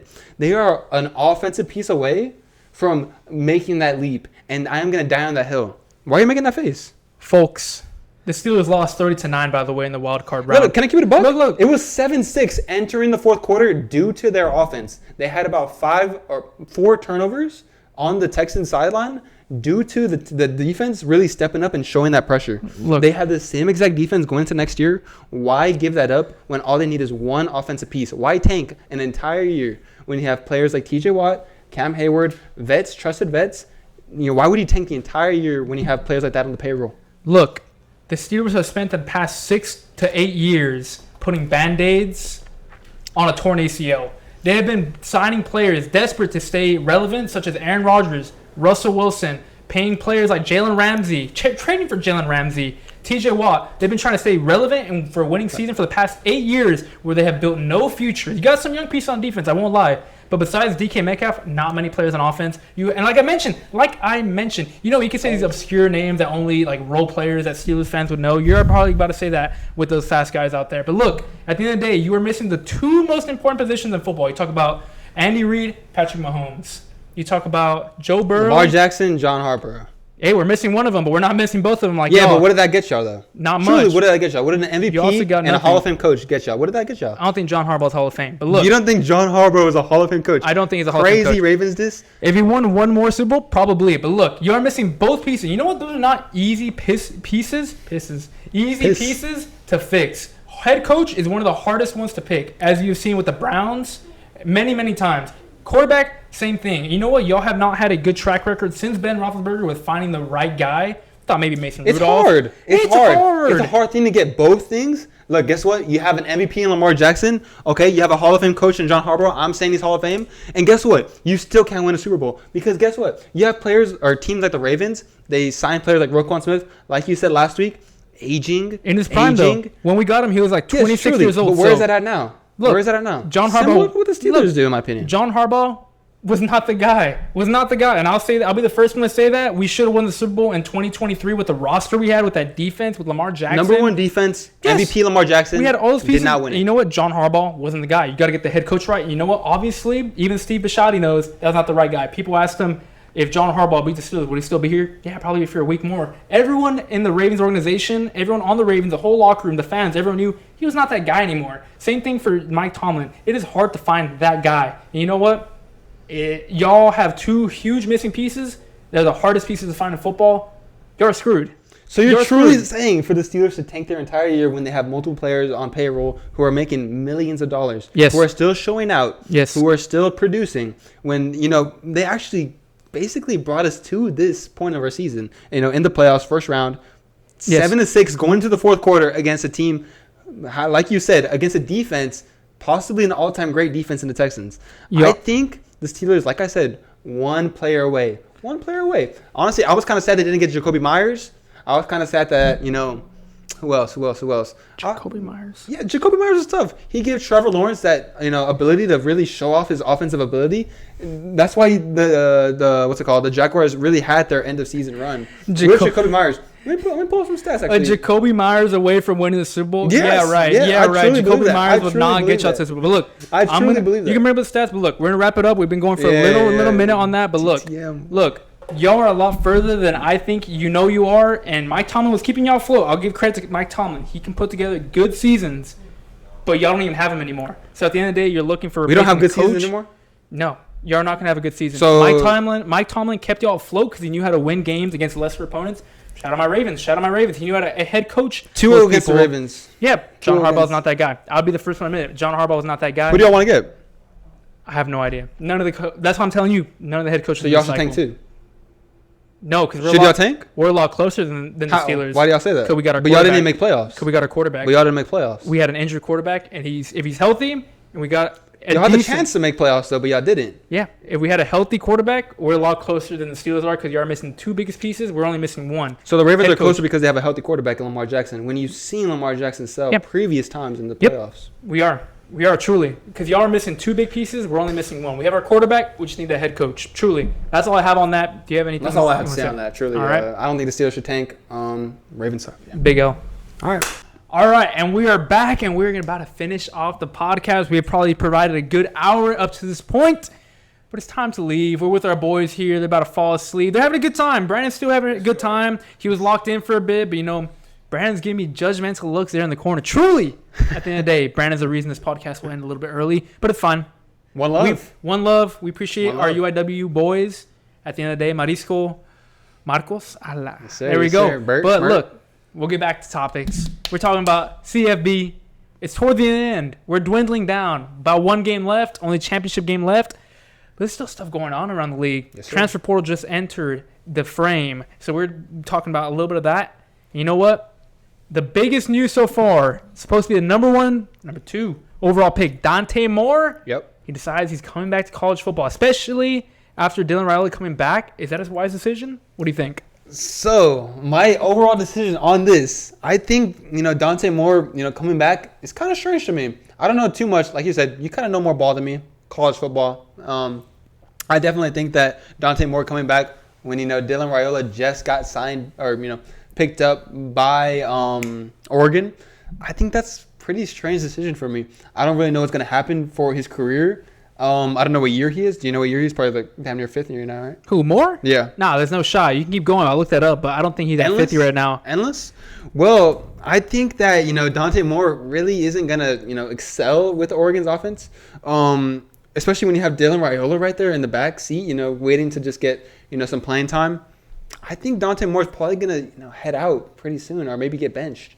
Is there any possibility for him to head out, or is it kind of just like cooked? Look, I personally love Dante Moore's decision. People are hating on it. He's supposed to be the number 2 overall pick. I just looked it up. He's a redshirt sophomore.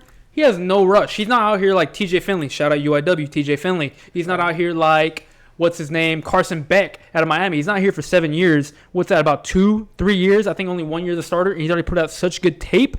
He's supposed to be the number 2 overall pick. He's only going to get better, in my opinion. As you get older in college football, you get to develop. You're around other guys who are 18, 19 years old. You're going to stand out even more. And he already stood out as a redshirt sophomore. I think he's going to stand out next year. And he has a chance to come back with a good Oregon team to come win the championship. They're honestly my pick to win the championship. I was wrong on that. But I think they're going to come back. And I think that set us a matchup between Texas, shout out my Texas Longhorns, and Oregon for the national championship. You know what? People will say it'll stock, like his draft stock is going to go down from here. Right. I don't believe so. He was supposed to go number 2 overall against a guy who I think he's more talented than. I think he's more talented than Mendoza personally with his intangibles, his arm strength, his precision, his mobility. I think he's a lot better. So I think your Steelers, if they tank one more year, they can get a good guy like Dante Moore. I think he's meant for the current age of the NFL a lot more than Fernando Mendoza, in my opinion. So I don't think it's a bad decision. I don't think the quarterback class coming up is too strong. The only one that comes to mind truly, to me, again, is Arch Manning. Yeah. That's his only competition as for a guy who has that mobility, has that arm strength. Yeah. So I don't hate the decision. He's going to have some, experience under his belt, and I think he's primed to make a good run with Oregon next year. I don't think Dylan Raiola is any comp to him. He also has talent, but he's going to waste time on the bench. He'll be fine. I love Dante Moore's decision, especially, before you get to it, especially saving himself from going to the Jets. At the end of the day, I don't think the Jets have much behind them. I don't think their head coach currently is the guy for the job. And at the end of the day, the Jets are a cursed organization. There's no way you're going to go to the Jets, turn them around. That hasn't happened since Super Bowl, 3? When Broadway Joe Namath won them the Super Bowl. Hasn't happened in a long, long time. And I don't think Dante Moore is going to be the one guy to come in there and take over the Jets at the end of the day. So he saved himself. He'll be fine. Maybe he'll go to the Steelers. Bold prediction. I mean, definitely. I'm not going to deny that Dante Moore is a talented quarterback. Yes, he is. Projected to go number 2 until obviously he, redeclared for Oregon. Do I think that, okay, obviously, yes, I'm going to agree with his decision to not want to go to the Jets. Who wants to go to the Jets? Ownership troubles. Really haven't found a quarterback the past couple years. But like you said, the Jets, they're not going to trade. They're not going to change with a new quarterback, a revamped quarterback. And the next 2 to 3 years, 1 to 3 years, they're not going to get any better. They're truly not going to get any better. Honestly, I see a situation where Dante Moore, yes, he rejected Jets right here. You're saying that he has a chance to be number 1 pick? Who says the Jets aren't that person next year? You know what I'm trying to say? I think that the Jets are so trash that, Dante Moore is kind of just running now. He's running from, where he's meant to be, his homeland, New York Jets. But that's kind of all I have to say about that. No, that's not a horrible take. I thought about that as I was speaking. We got Brandon over here hammered in the back, nodding no. Nodding no. What do you nodding no about, Brandon? Truly, no, say it right now. What do you nodding no about? I don't want to know. I want to know.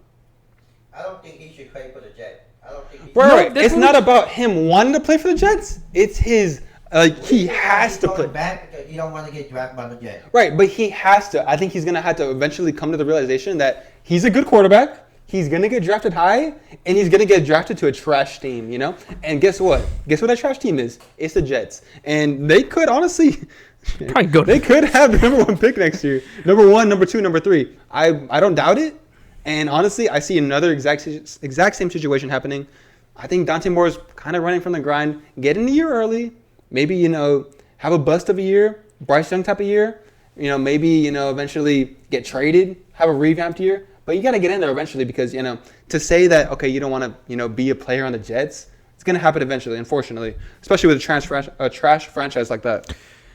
truly, all roads lead to the Jets. Yes. For him at the end of the day. I really did think so. For a top draft pick, yes. I truly do think so. I was really thinking about that as I was speaking. I'm like, the Jets are probably going to end up with the number 1 pick the next year. They truly are trash. But maybe he's waiting for a better coach. I just spoke about how holy broken record. We're going to go back to it. The 2 most important positions are the quarterback and the coach. Okay. I don't think they have a coach right now. I think Dante Moore could be the quarterback. Maybe he's just waiting for a better head coach to be there at the end of the day. Maybe he's waiting for a more offensive guy. Maybe he's waiting for the Jets to actually be proactive, as some teams are. Good organizations will be proactive and build around the quarterback. We have not seen the Jets do so since the beginning of time at the end of the day. I mean, they had Justin Fields. They didn't build an offense around him. I mean, you could have a Justin Fields built offense, as the Steelers found out, where you use the rushing ability. Yeah. They didn't do that. They have weapons for sure, but at the end of the day, the Jets need to get it right with the head coach, with their scheming. They need to build around Dante Moore if they really want him to be their quarterback. Yeah. But I don't think they're ready for that, especially not with their head coach right now. Yeah, I could totally agree with you on that point. But that's kind of all I have to say about Dante Moore and, his decision to stay with Oregon. For Dylan Raiola, I don't know what that really has to, entail. Do I think that – or honestly, I'm kind of confused about, does Dante Moore have a decision to dip out of Oregon, or is he for sure stay there now? I'm sure he's going to stay. There's no reason. He can't even, decide about that. I really would not be able to know. Brandon, could you pull that up for us? You look, Producer B?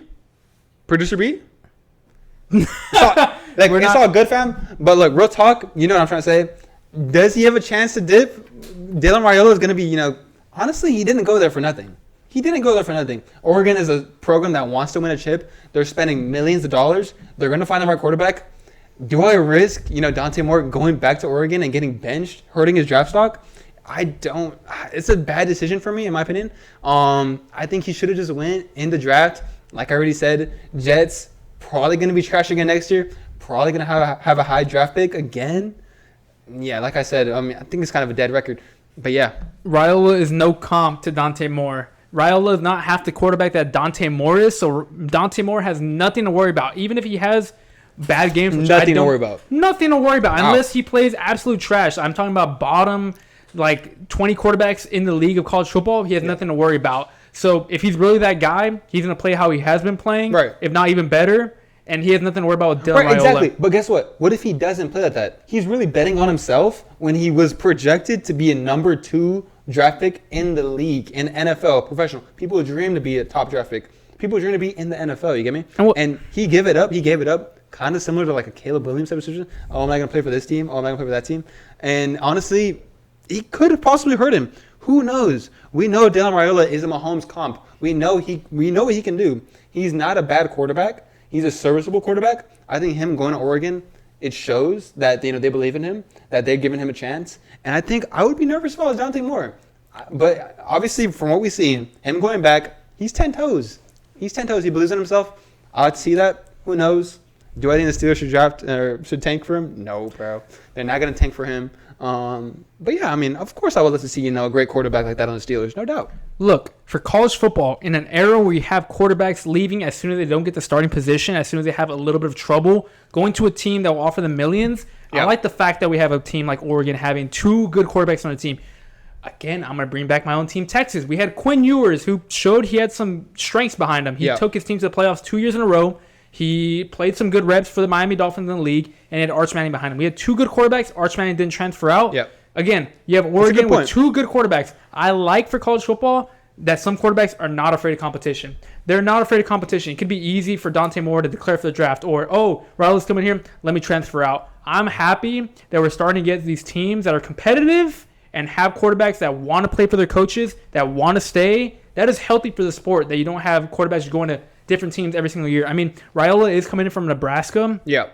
But at the end of the day, he's not afraid of a little competition. He wants to be there because he wants to start. Dante Moore wants to be there because he wants to be better than he is. Competition is good for the sport. So I'm really happy that they're both there and ready to compete. At the end of the day, I'm happy about a guy that's betting on himself. Dante Moore is putting all the chips on the table. He can easily fall off and not be a top 2 draft pick anymore. That's very easy to do as a quarterback. But he is betting on himself. He's not shying away from the competition. Same thing with Dylan Raiola. They're ready to compete, and that's only going to make Oregon better. That's only going to make the players better, and I think that is very healthy for the sport, where we have a sport right now where everyone's just chasing the money. I think that kind of changes the narrative for college football, and it's great for the sport. So that's personally why I love that decision myself. Honestly, I feel like that's a good wrapping point. I think you ended off pretty good. I kind of agree with you on that. Honestly, I feel like that competition, seeing it in Texas, Arch Manning, Quinn Ewers, seeing that, obviously, both kind of unique play styles. Arch Manning being, more of a, bigger guy, more rush, having that double-side ability, that dual-side ability, two-way ability. Yeah, exactly.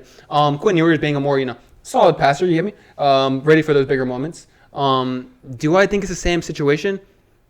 I kind of do. I just looked it up. Like you said, Dante Moore being a redshirt sophomore. Same thing for, what's his name? Raiola being a sophomore as well. Plenty of time in the portal. You know how it goes. 7th year, TJ Finley, Carson Beck. You have damn near, what is it? Cam Ward, the deep prospect. How many? Cam Ward went for a good little minute. Same thing with players like Bo Nix, Michael Penix. They've been there for a while. In my opinion, we're going back to a little bit of more normalization in college football. Okay. 4 years, staying behind, being a backup. It happens. If you're going to play for a good team, you're going to be a backup at some point. That's healthy for the sport. So I don't hate this at all. I think it's a great thing to happen in college football. Okay, yeah, I'm excited to see it. I'm definitely excited to see Oregon's new revamped offense. I'm definitely intrigued to see how they use it, how they utilize it. 2 great quarterbacks in Dylan Raiola and Dante Moore. But yeah, that's all I'm about to say about that. But I'm ready. Last thing for college football we have, I guess we can also throw in there our picks for the national championship after this. Sure. But I just wanted to say, Cam Coleman, #1 transfer in the portal, just signed with the UT Texas Longhorns. Yes, sir. We are hyped in Austin. We are truly hyped in Austin. You know what? I don't think it's an exaggeration to say I think Cam Coleman is the best wide receiver in college football. I know there's players out there like Jeremiah Smith. Yeah. People are saying the next Megatron. I think Cam Coleman has similar intangibles when it comes to high pointing the ball, getting those catches, that big frame to be a player like Jeremiah Smith. I think we have a first rounder on our hands. And you know what? I think Jeremiah Smith has been a system of having good quarterback play, good offensive coordinator play. We have, whereas Cam Coleman has been at Auburn. He had Jackson Arnold. Jackson Arnold is absolute garbage. He was very hindered by his quarterback play at Auburn, whereas now he has on the other side of him Ryan Wingo. We have 2 great running backs coming to Texas from the transfer portal as well. I think Cam Coleman is going to come out. He's going to have over, I'm going to say 1,300 receiving yards next year, all total Texas Longhorn Championship. Damn. And he will be drafted above Jeremiah Smith. That's what I'm saying. I think he is one of the best college football prospects we have seen in a long time. I think him coming to Texas is very underrated right now, and everyone needs to be paying attention to that. He will be better than Jeremiah Smith at the end of the day, all said and done, in my opinion. That is for sure an insane statement to say as a Texas fan. A little biased. For sure. Bias. Cam Coleman being the best receiver in college football, definitely a take. I still think it goes to Jeremiah Smith. I think he's proved himself more. I definitely agree with you with Cam Coleman being, handicapped with, Auburn, kind of trash program in general, trash quarterback play, mediocre quarterback play, compared to, Jeremiah Smith, Julian saying top recruit. Will Howard. Pittsburgh Steelers. Exactly. I definitely agree with you with similar physical stats. 6'3", around 200 plus pounds. It's definitely an NFL comp build. Definitely an NFL comp build. I'm excited to see what, I don't have too much to say about it, but I'm excited to see, how Texas utilizes Cam Coleman, how they excel with Cam Coleman. I'm excited to see how, truly Arch Manning opens the pass game with it. Because, I know we, as Texas fans, saw earlier in the year, Texas struggled with their offensive play, struggling against, different teams. I definitely am intrigued to see how that kind of changes with addition with a high-level recruit in Cam Coleman. But, yeah, that's all I got to say. Gang, it is going to completely change with Cam Coleman coming into the room. It is not going to be the exact same Texas offense that we saw last year. It is going to be completely different. Arch Manning finished the season as one of the best quarterbacks in college football. I don't care what you have to say. People are hating on it still. He is one of the best college football quarterbacks in the league, and he's going to prove it next year. He will be the Heisman. Texas will win the Natty. He has one of the best receiver rooms with Ryan Wingo, and especially Cam Coleman, who is better than Jeremiah Smith, and we got some of the best running back transfers in the class. We have offensive linemen returning back. Obviously, we're sending people to the NFL every year. Yeah. That's just signs of a great college football organization. We're reloading. We have one of the best coaches. This is his year. Buy in on Texas. Book it right now. Texas will win the national championship. Cam Coleman is going to get over 1,300 receiving yards. Ryan Wingo will be a good player. Brian's crying in the back. Brandon is crying in the back. Truly. He does not like to hear it, but you can't deny it anymore. This is the year for Texas. It is finally the year. Book it right now. Arch Manning, Heisman, Texas Longhorns are winning the Natty, and Cam Coleman is better than Jeremiah Smith. I have no doubt about it. I'm saying with 100% certainty right now. Alrighty, I'm going to leave it off at that. I'm truly going to leave it off at that. Next year, we're going to come back to this and see if Joanne is correct or not I will correct. be right.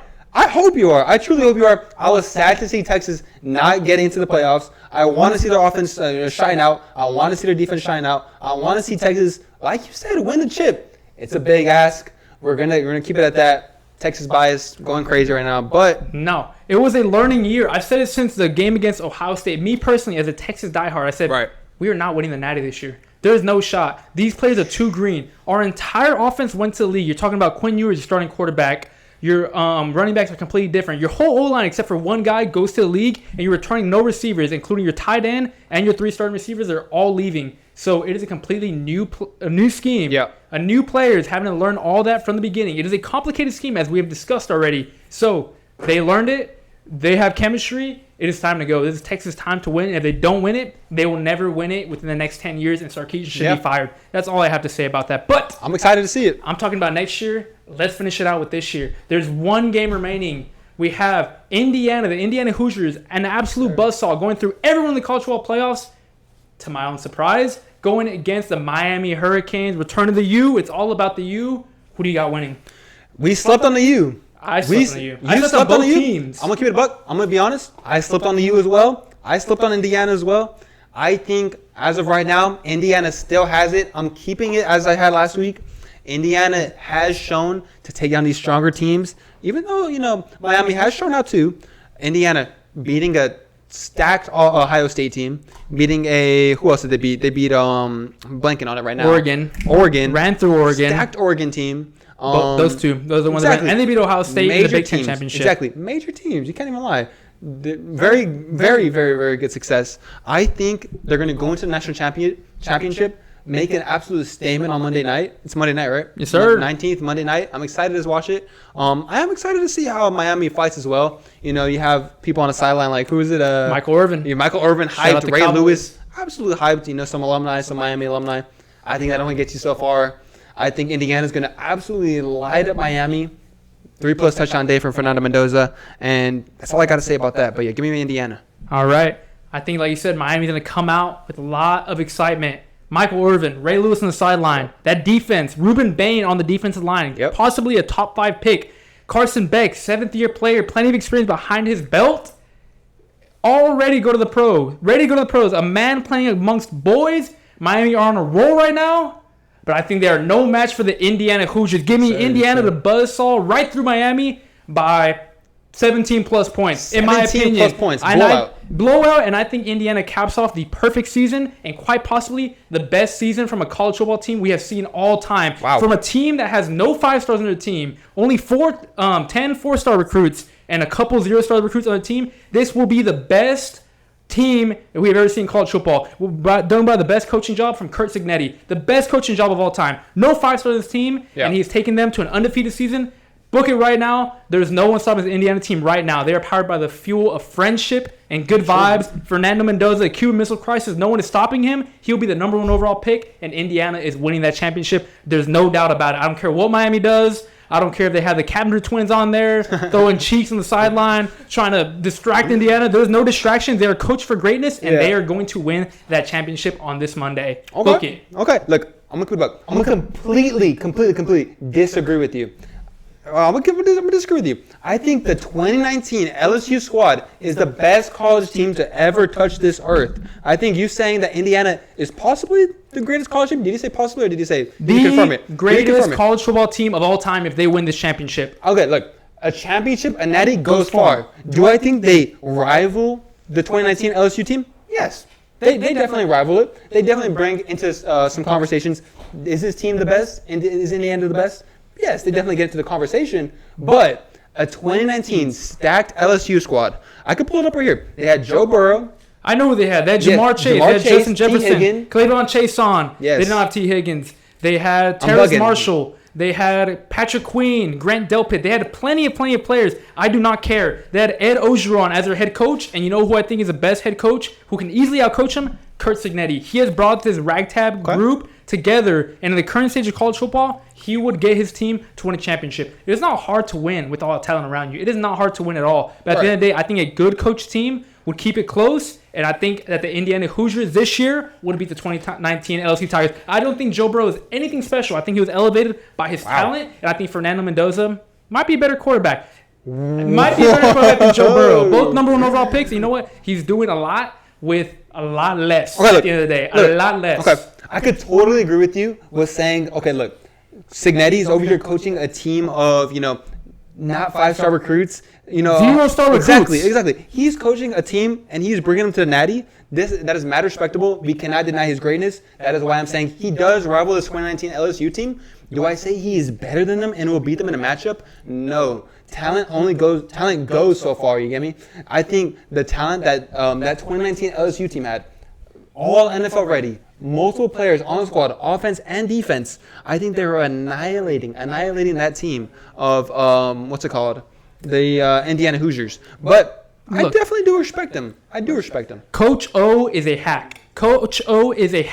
He has no coaching ability. I know that. You know that. Everyone in this room knows that. And LSU knew that when they fired him about 2 to 3 years after this. I will not lie. He is not a good head coach. And you know what? He would get head coached 10 out of 10 times by Curt Cignetti. I think that is the main difference. No. Obviously, Curt Cignetti's playing against a team with plenty of 5-star players. All around him, 4-star players, same as LSU had. But at the end of the day, he is a best head coach, maybe of all time. And Coach O is probably one of the worst head coaches to ever win a championship, in my opinion. Look, at the end of the day. I'm going to immediately disagree with you. I think Coach O, them firing Coach O, is the biggest mistake that the LSU program damn near made. God. I think it is. I think they let go of a coach who, yes, had the pedigree, and they let go of that, and now they're in the Brian Kelly. They're suffering, and they're still trying to find a coach in Lane Kiffin. No, bro. They're not going to find that coach, and I think they really sold by giving him a Coach O.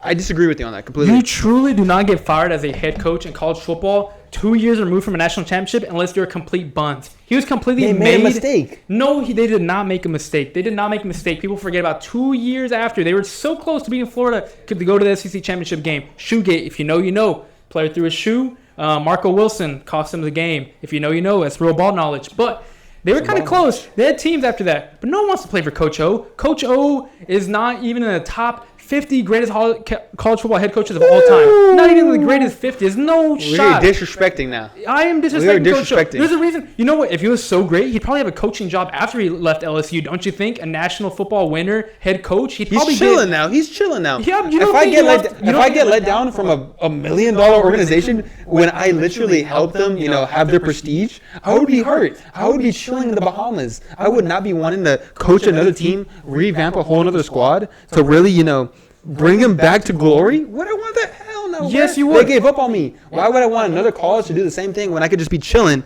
living my luxury, living my Hall of Fame status, living my greatness? Not a Hall of Famer. Yes, living my greatness. Why would I want to do that?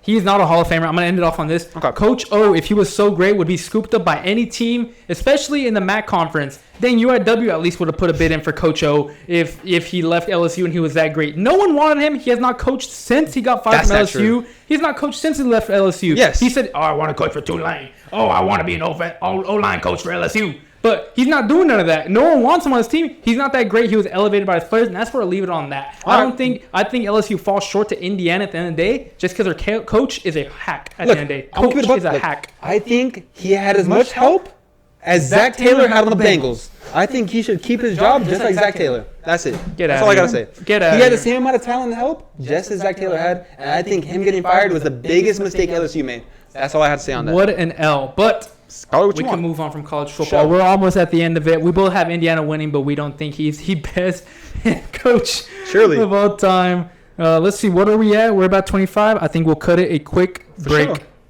And we're back. All right. Should be around the final segment of the podcast. And we got a very special guest. We got MG3, Matt. Yeah. There we go.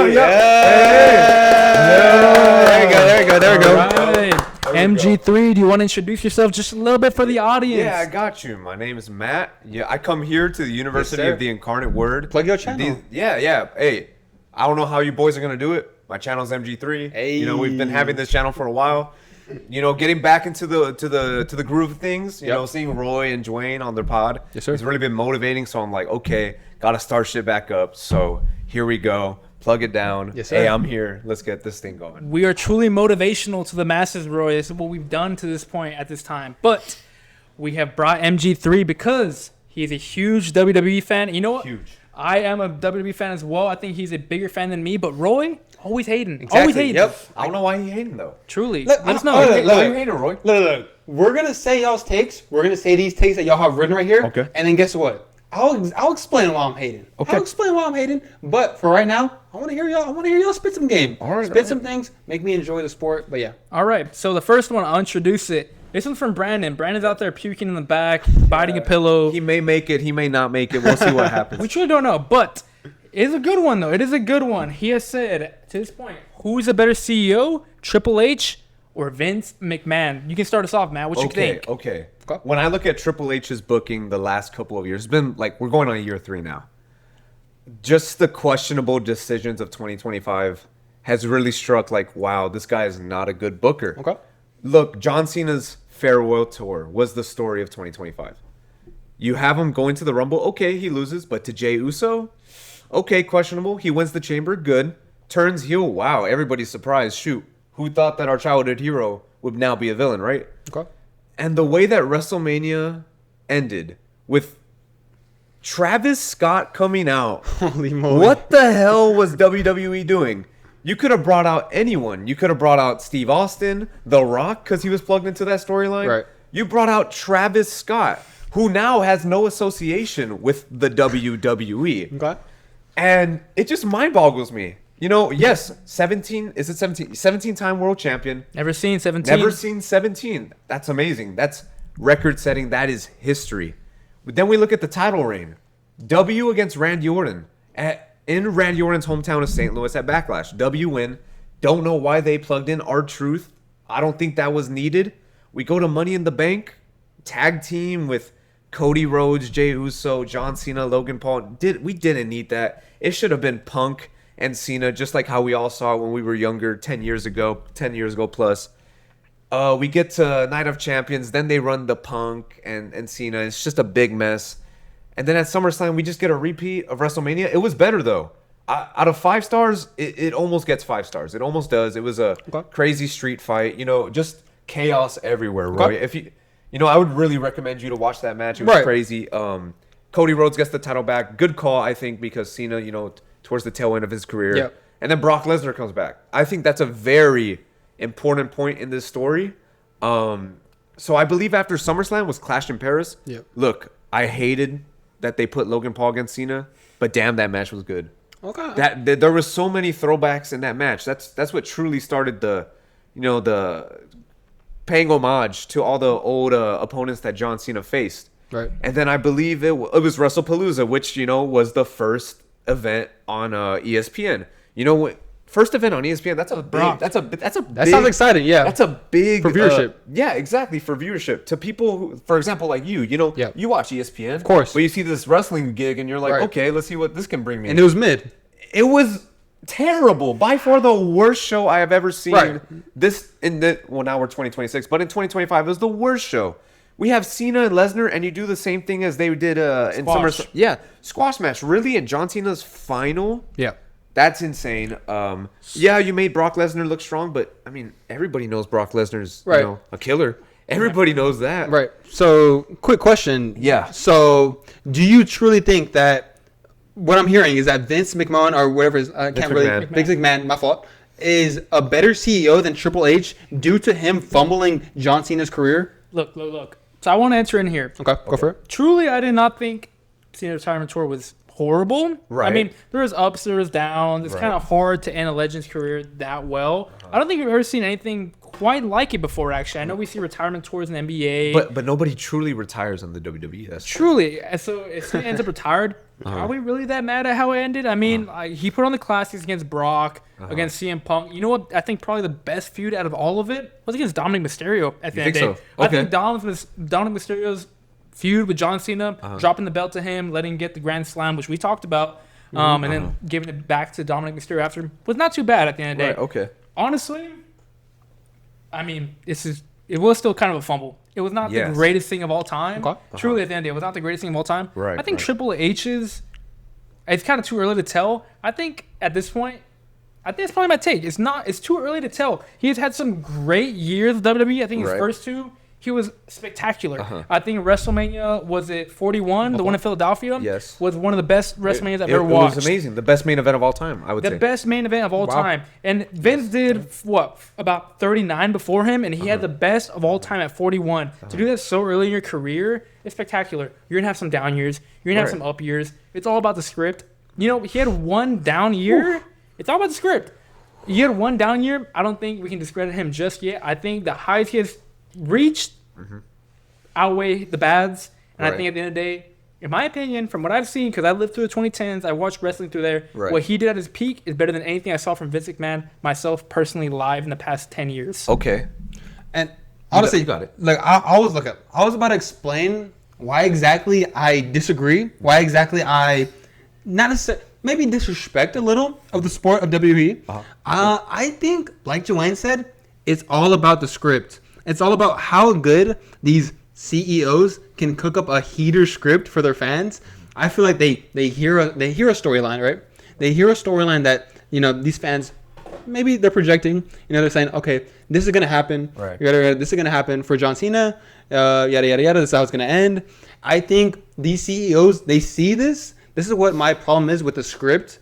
They see these things. They go opposite. They stray from what the fans are saying, or they go with what the fans are saying. You get what I'm trying to say? They're able to really dictate this story, and that's why I kind of have a problem with the entire establishment of WWE. I think it does entertain people, right? Just like any other sport. I think people. I'm not discrediting WWE as an entertainment sport. I think they're great entertainers. I think them wrestling. We talked about it. You know, like doing these moves, doing these crazy moves. It's damn near impossible for, you know, a regular average Joe to do. So I definitely respect him with that. That's kind of where I kind of stray from me enjoying, I guess, the whole production of it. It's a script, and it's all dictated by basically what the fans are feeling like and what the CEO is feeling like. Okay. It can be completely ruined and thrown off by a bad CEO or by a couple bad actors, if that makes sense. Okay. And honestly, I do love hearing y'all talk about it. It's like any other sport, but that's just kind of where I stray from it. But yeah, that's all I got to say about it. To go to your point with that, right? The way that I go with, you know, WWE, because for me growing up, that's always been my TV show. I never like growing up was like, oh, I'm gonna watch this show. Yeah. No, it's always been WWE. It's always been wrestling. So the way I look at it is like, okay, whatever your favorite show that you watch on Netflix. Or on whatever you stream, right? Yep. It's the same thing. Yes, I do think, is it a sport? Yes, but I'm not saying that it's, you know, the National Football League or the National Basketball Association. I'm not saying that. But it kind of goes two ways here.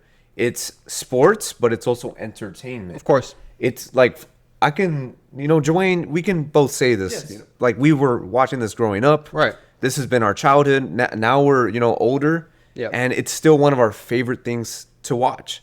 So it goes both ways on this. Look, it's truly a hard thing to emulate. There is nothing quite like WWE. It is a perfect balance of sports and entertainment, like you said. It's like you can't compare it to a show directly, but it's probably closer to a show than an NFL game. Right. In my opinion, yes. It's so many things all together, including the script at the end of the day. It's so easy to mess up. At the same time, it's so easy to create joy from more than NFL. Like the highs, I'd probably say, are better than the NFL, rather than like a team getting a Super Bowl win. And the lows are definitely worse as well. Like when it's bad, it is bad. But when it's good, like I'm talking about WrestleMania 41, and they actually get you. Because he said it might be easy to tell what's going on. It might be predictable. When they finally actually catch you, because all the fans know it's fake, it's scripted. We can kind of predict what's going to go on. When they finally actually get you with like a swerve, you don't expect what's going to happen, and then it happens. That high is higher than anything the NFL can ever reach, just because of the avenue it's going through. Okay, look, I'm going to say it is that high. It reaches those limits because it's fake. You get me? Whenever you're able to fake things, you could script the craziest thing and make it real. Okay. If that makes sense. And honestly, I totally agree with y'all. The nostalgia is there. I think it's a nostalgia thing, in my opinion. I think, yes, y'all, I agree with y'all. I have shows like that too. I have those throwback shows, those home warmer shows that, yeah, I watched as a kid. And yeah, nowadays, I look back, I'm like, damn, I really like those shows, And I still have that same nostalgia. They might be putting out new things. But whenever we start going to the realm of, like you said, Matt, it's not NFL. You're not saying it's a national, the professional league, no script, as we know, or I don't, maybe script, maybe not. We don't know yet. We truly don't know. But don't. I don't think it's a script. I think whenever, like you said, you're able to gain this mass amount of, this crazy things from, the craziest storylines. Like you said, though, it goes low. We saw that Logan Paul the punching video. I know I sent it to you. Insanely fake. It was pretty horrible insane. acting, and I think it's all about storyline and nostalgia. Yep. I respect the sport, though. Of course, I do think it's a sport. It's an athlete sport. They are athletes. Right. Do I think my problem with it? I know, Matt, you weren't here for it. Okay. But my problem really with it is we talked about it the other day. Them being labeled as pro athletes when actual wrestlers are labeled as amateur wrestlers. I think it's a problem. That's a problem with me personally. Okay. Because I feel like they aren't really wrestlers as we the traditional wrestler. But yeah, that's my opinion on it.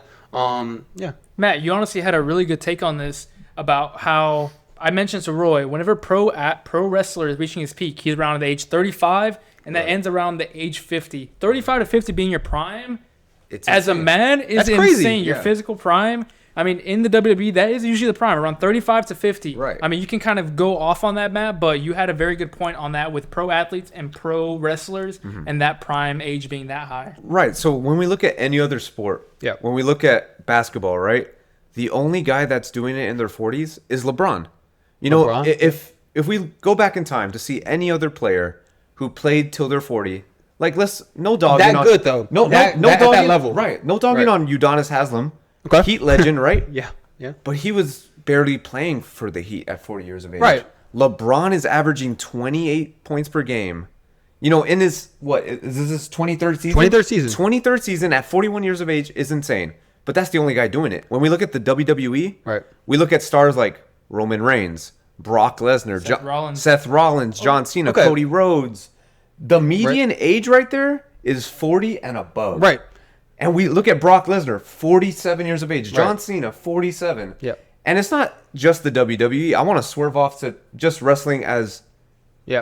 everybody. We look at AEW. I don't know if he's still in AEW, but Chris Jericho is 57 years old Holy moly. and still going and pushing it. We can go to Sting, the icon Sting, right? Even my dad and his dad were watching him. damn.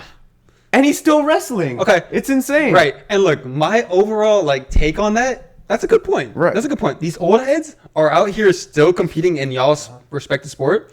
I think what I'm gonna say about this, that just goes to show that y'all's sport isn't necessarily a sport. If these unks, if my dad Look. the age of my dad, if they can go out here and perform a sport that a professional athlete can do, that's not an athletic Look, sport. I I respect the sorry. sport, of course. No, you're good. I respect the sport. Of course, I respect the athletes. But you get what I'm trying to say, Right. Of course. Look, I want to tell you this, right? Okay. I want to tell you this. Hold up. He's ripped. This is Yes. a 47-year-old Brock Lesnar. I'm just saying, your dad does not look like a Look, damn exactly. Brock I'm not. Lesnar. This Dude, is a top. This is peak a specimen male. of a human. Tell me how Brock Lesnar in 2025 looks better than Brock Lesnar in 2005. No, right. But what I'm trying to say is that there's levels to this. I think if your sport allows for a 47-year-old man, yes, but he's washed, fam. Jake Paul will knock him out. Jake Paul will knock him out in the boxing. No, Jake in a Paul will real knock him out, fight, fam. in a real fight, Jake Paul would never In a knock out boxing Brock match. In a Lesnar. boxing No, no, match. no. In a sanctioned He boxing match. He has a UFC world champion course. in MMA. He's actually. So did Ben what- Askren. Look. So did Ben Askren. You call it amateur wrestling.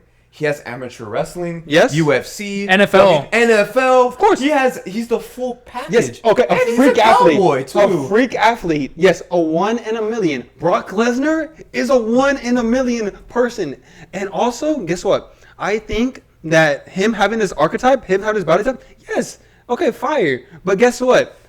WWE over here having their best, damn near, I don't know exactly, one of their top athletes being that age, that it's a nostalgia thing. They're bringing Look, him back for nostalgia, look, not because of his this damn is- ability to fight. No offense, Roy, but this is where I have to cut you off. Of course, you're good. Let me hear it. I'm wanna not hear gonna it. lie. 2026 so far, Okay. and a little bit of 2025 has been the creation of new stars. We've been creating new stars. Okay. So let's look at Braun Breaker. He has, he's a Steiner. Both his father and his uncle were professional wrestlers. Right. Jacked, ripped guys, right? But Braun Breaker also played in the NFL. Right. Braun Breaker is still in his 20s. Okay. Look, when you go out there in WWE, there's no pads that are going to save you. Right. There's no pads for extra protection. There's no helmet, right? Okay. It's just you and the canvas. Look, let's just look at this viral moment from the Royal Rumble. Go for When it. I Show Speed got speared. Okay. I Show Speed. He flew. He flew. He flew. And he was okay with it. And Triple H was like, okay, I guess we're just going to put you out there, Speed. Speed, go out in the Rumble. Speed was totally Right. fine with it. Imagine, look, shit, do I want to be speared by Braun Breaker? Hell no. Hell no. And look, no. Joanne kind of said the same thing. He said, "Okay, look what our friend Reggie did to you. Look, like you probably will get launched by one of these, like you're showing." He's I- a 6'8". Oba Look, Femi. I agree, and I'm never gonna disagree about these athletes' ability to get freaking ragdolled around the ring. Okay. What I'm not gonna say is that they match the level of these other pro athletes, like you said, like a LeBron James, who's pushing the barrier, Okay. going into his 40s, playing an actual sport that actually wears your body down. I'm not saying WWE. Okay, I'm not gonna. No. I'm not gonna say WWE does. I'm not gonna say WWE wears their body down. I'm sorry to interrupt you or to keep going, but I'm not gonna say WWE wears your body down, 'cause it definitely does. It definitely does. But it's not the same. You see players are retiring earlier in these other sports because it actually uses athleticism. This sport, you're getting ragdolled. It's your ability to sell something and to act. That's why I believe there are professional actors, partial athletes, but that's all. Look, to go to your point, right? Okay. Everybody says, oh, you play in the NFL, you play what? One time a week, right? Once a week. Right? Sometimes you get a bye week, right? For In about NFL. 18 weeks. For of the about year. for about 18 weeks, right? Okay. You go to the NBA, what? You play 3 times a week, twice a Sometimes week, right? back to backs, yes. Right? Okay. What many don't know is it's not just Monday Night Raw and Friday Night SmackDown. Okay. You travel on the daily. Shit, Monday you may Right. be in Georgia. Tuesday you're in Dublin, Ireland. Okay. And the world champions, like, okay, let's look at CM Punk. CM Punk is, I believe, 47 to 48 years old. Okay. Why is he wrestling Monday through Friday, doing PR every single day, Right. doing basically everything that any other athlete in every sport, right? And doing it at the highest level that he possibly can. You know, look, let for me take it. over from that. So I just pulled up the fact in 1989, Ric Flair wrestled over 300 plus matches in 1 year. And you know what? The fact that you There's say, 365 days in a year. just saying, look, the fact that you say that they don't crazy, get the actually. same beating that like NBA players and NFL players do is insane. Kurt Angle is a gold medalist, amateur wrestler, actual wrestling. And he transitioned to the WWE. He said it is completely different because in another sport, you're like trying to dominate and not get hurt. Whereas in this sport, every single match, you go into it knowing you're going to get hurt. You're giving your body up, knowing that someone's going to slam you on your Yes. back over and over again. Yes. To say you're there taking the biggest beating out of any other athlete out Right. there every day. Like I said, Ric Flair, 1989, over 300 matches in 1 year. And that's the biggest guy in the sport. Government. Imagine That's the a golden normal. boy. That is The guy. gold standard. Look, and look, hey man, Ric Flair drip. Ric Flair drip. Ric Flair, look, that is an insane stat. Say it again. What was the amount of days or amount of matches? Over 300 matches. And look, he claims that he wrestled 400 times in 1 year. That's more than Right. once a Okay. day. Look, that is a crazy stat. That is the art of their sport. That is the nature of their sport. Just because Vince nature boy. McMahon or whatever worked the hell out of him, or if that was the CEO during the time, just because that is the reality of their sport, does that mean that they work their body harder than these other pro athletes? No, not even close. They struggle with their own things, yes. They struggle with their own schedule, yes. 300 out of 365 is insane, right, to talk about. But at the end of the day, does this make them the same amount of athlete as LeBron James, who is going crazy? Well, just like how you said of Brock Lesnar being a one-on-one athlete. Okay. LeBron James is a one-on-one athlete. Of course. But you know many different players in the NBA who have solid careers. Obviously, not the majority. Right. Not the majority. You know, the majority is obviously a shorter career. Obviously, you know, the all-stars, what I'm talking about. Right. You know, superstars, all-stars, you know, they have 10-year careers, 10 years plus. But I think what I'm trying to say is that I respect these players. Okay, yes, bro. You can keep bringing up people's bodies. Look. They're crazy. Look, but that is the nature of their this sport. is Triple H, and look, you're saying they're not an athlete. Triple H is probably the same age LeBron was around this time with this physique. Right. He's an athlete, bro. He's an athlete. Are you saying bodybuilders are not as big of athletes as NBA players just because they're not out there being Are they athletic? athletic? Are these bodybuilders? Are these guys athletic? Yes, they they're athletic? athletic. Are they truly athletic? yeah. What defines athletic? Exactly. What So, defines it? so who's a better athlete, Sebum or I think freaking Bam Adebayo? Exactly. You know what I'm saying? I think Sebum is actually, matter of fact, trying to incorporate a more explosive athletic routine. Who's more Look, athletic? Can I keep talking? Arnold or Bam Adebayo? Huh? Can I finish what I'm saying? Sebum, now it's funny, it's ironic you say that, because guess what? Sebum is actually trying to incorporate a more athletic, explosive routine into his lifting and his bodybuilding, because he believes that the bodybuilding that he does to perform for Mr. Olympia and all that extra stuff isn't true athleticism. He wants to be an athletic human, and that is not necessarily what bodybuilding is. It's not, okay, a big guy, they're not always the most athletic. I think we know this just in general as athletes ourselves. I feel like we could say that we're athletes, at least athletes once in our career, and the biggest guys aren't always the most athletic. That's true. Look, but Triple H was He's athletic pretty damn actually. big. He's but crazy. Not only was he big, he was athletic as hell too. By the way, he was athletic more than a bodybuilder at that size. And two, would you say that bodybuilders aren't pro athletes because they're not athletic? Right, because they're not athletic. That's the same thing you're saying here? They're not athletic. The term of being an athlete, I believe, is being athletic. I think being an amateur wrestler, is athletic. So is Johnny Manziel a better athlete than Tom Brady because he's more athletic? That's not true. That's not what I'm trying to say, He's more athletic than Tom Brady. That's not what I'm trying to say. That's not what I'm trying to say. Johnny Manziel is a better athlete than Tom Brady. Am I going to go out here and say Brady is the most athletic? But he's the best athlete of all time. He's the best NFL athlete of all time. I disagree. I disagree. Is Tom Brady the best NFL athlete of all time? No. I give that to Deion Sanders. I give that to Deion Sanders. I do not give that to damn Tom Brady going into the draft looking like a damn stalk of corn. No disrespect. I look at that too. But guess what? I'm not calling myself a pro athlete, fam. I'm not gonna say he's not an athlete. So I'm not saying he's that not Tom an athlete. Brady is not a pro athlete? He's an athlete. He's saying like a stalk of corn. Exactly. Just like Matt said though. What are we defining as athlete? What is your definition of an athlete An then? explosive player. That looks like an athlete. He's explosive. No. Yes, he's explosive in the WWE realm. You don't think if he went out there and played NFL football, he can get some freaking hands on the guy? Hell no. That's why Brock Lesnar did not have a career. Oh my god. He had a small stint. I'm gonna tell you this. Go for it. I think it's easier for a WWE superstar based on their physique, right? Because Okay. there's some that are skinny, right? Right. But majority are looking like Triple H. Okay. Majority are looking like Randy Orton. Okay. Big, strong, buff guys, right? I think it's easier for a WWE superstar to transfer his game Yeah. to an NFL player than an NFL Now player look, to a WWE. I'm gonna respect your take, Matt. Okay. That is definitely a take. Okay. Do I think that is the correct take? I'm not gonna agree with that. I totally disagree with that. Matter of fact, Okay. I think that these players, they're big, maybe a little athletic. I'm gonna give it to them. A little athletic. Okay. You gotta be able to move. You gotta be able to be flexible. That's why I think athleticism. Let me ask you a question. How old is Aaron Rodgers? He's damn near 43, damn near 42, I think. He's damn near 50. No, I Aaron, agree. if you compare And this throws it back. Aaron Rodgers, no. Am I wrong for this? If you compare Aaron Rodgers Okay. to Randy Orton, Randy Orton is so fast, Look, by the way. He's yes, fast as hell. Exactly. And he's 285. Look at him. He's 6'5". 6'5". I'm not 85. Right. I'm not denying his genetics, fam. I'm not denying what he Look, is. if you're asking if Aaron Rodgers can throw a football better than that guy, well, fuck yeah. Of course. Well, fuck yeah. Of course. But guess what? Do I truly think that these players are more of an athlete than these actual pro athletes? I think No. Randy Orton would body Aaron Rodgers in a 1v1 No, basketball yeah. game. Basketball No, game? no. Yes, he would. That's what I'm saying. He's better than an athlete in basketball. He's better than an athlete in pro wrestling. What are you defining in his to disgrace pro wrestling as an athletic sport? I never said is that. Look, inconceivable. let It me- is a whole thing. He's almost 50 years old. Look how he looks, and he beat Aaron Rodgers on a damn bowling alley. He'd beat him on a basketball court. He'd beat him. Skateboarding competition. Yeah, probably beat him on Can I one-on-one say my routes thoughts? as well. Can I say my Probably thoughts? beat him one-on-one routes as well in football. okay, look. Just to clarify, I am not taking away from these guys. They are athletes. Okay. They are athletes.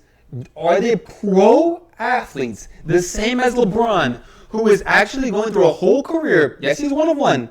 He's going through a whole NBA career. Okay. A sport that actually wears and tears on your body. I'm not saying WWE doesn't wear. Stop. I'm not saying WWE doesn't wear on your body. But guess what? WWE is fake. So okay, It's fake. Let's It's compare. fake. Let's compare similar situations. Let's not talk about Randy or Triple H. Okay. Let's continue about LeBron. Of course. And put John Cena into this conversation because they're both arguably the greatest of all time in their respective sports. Okay. One already retired. One's about to retire. Yep. Around. Well, John Cena's like dead ass 6 years older than He is? Yes. Okay. John Cena is 47 years old, I believe. About to turn 48. All right. Just had his last match.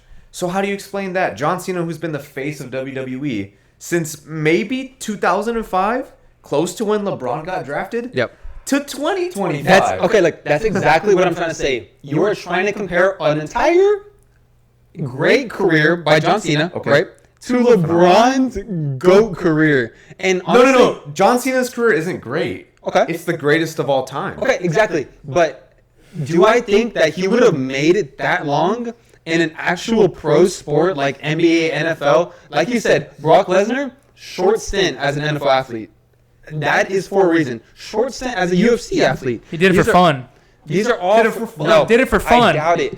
He got cut for a reason. He did it for He got fun. cut for a reason, my boy.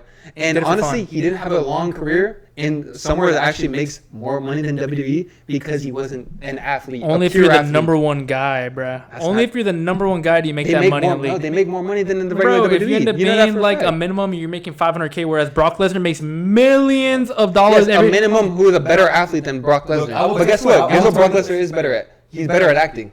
That's Look, for sure. Brock Lesnar is a better athlete than probably like 99% of the athletes in the NFL. Truly, Brock Lesnar. You're talking about Brock Lesnar, a UFC World Specimen. Heavyweight Champion. Yes. You can talk about maybe Randy Orton and say, oh, some people are better. Brock Lesnar especially is better than 99% of the NFL players in the league in terms of athleticism. Brock He's Lesnar's one of better than one. 99% of human beings. That's what I'm trying to say. He is a one of one. Like LeBron.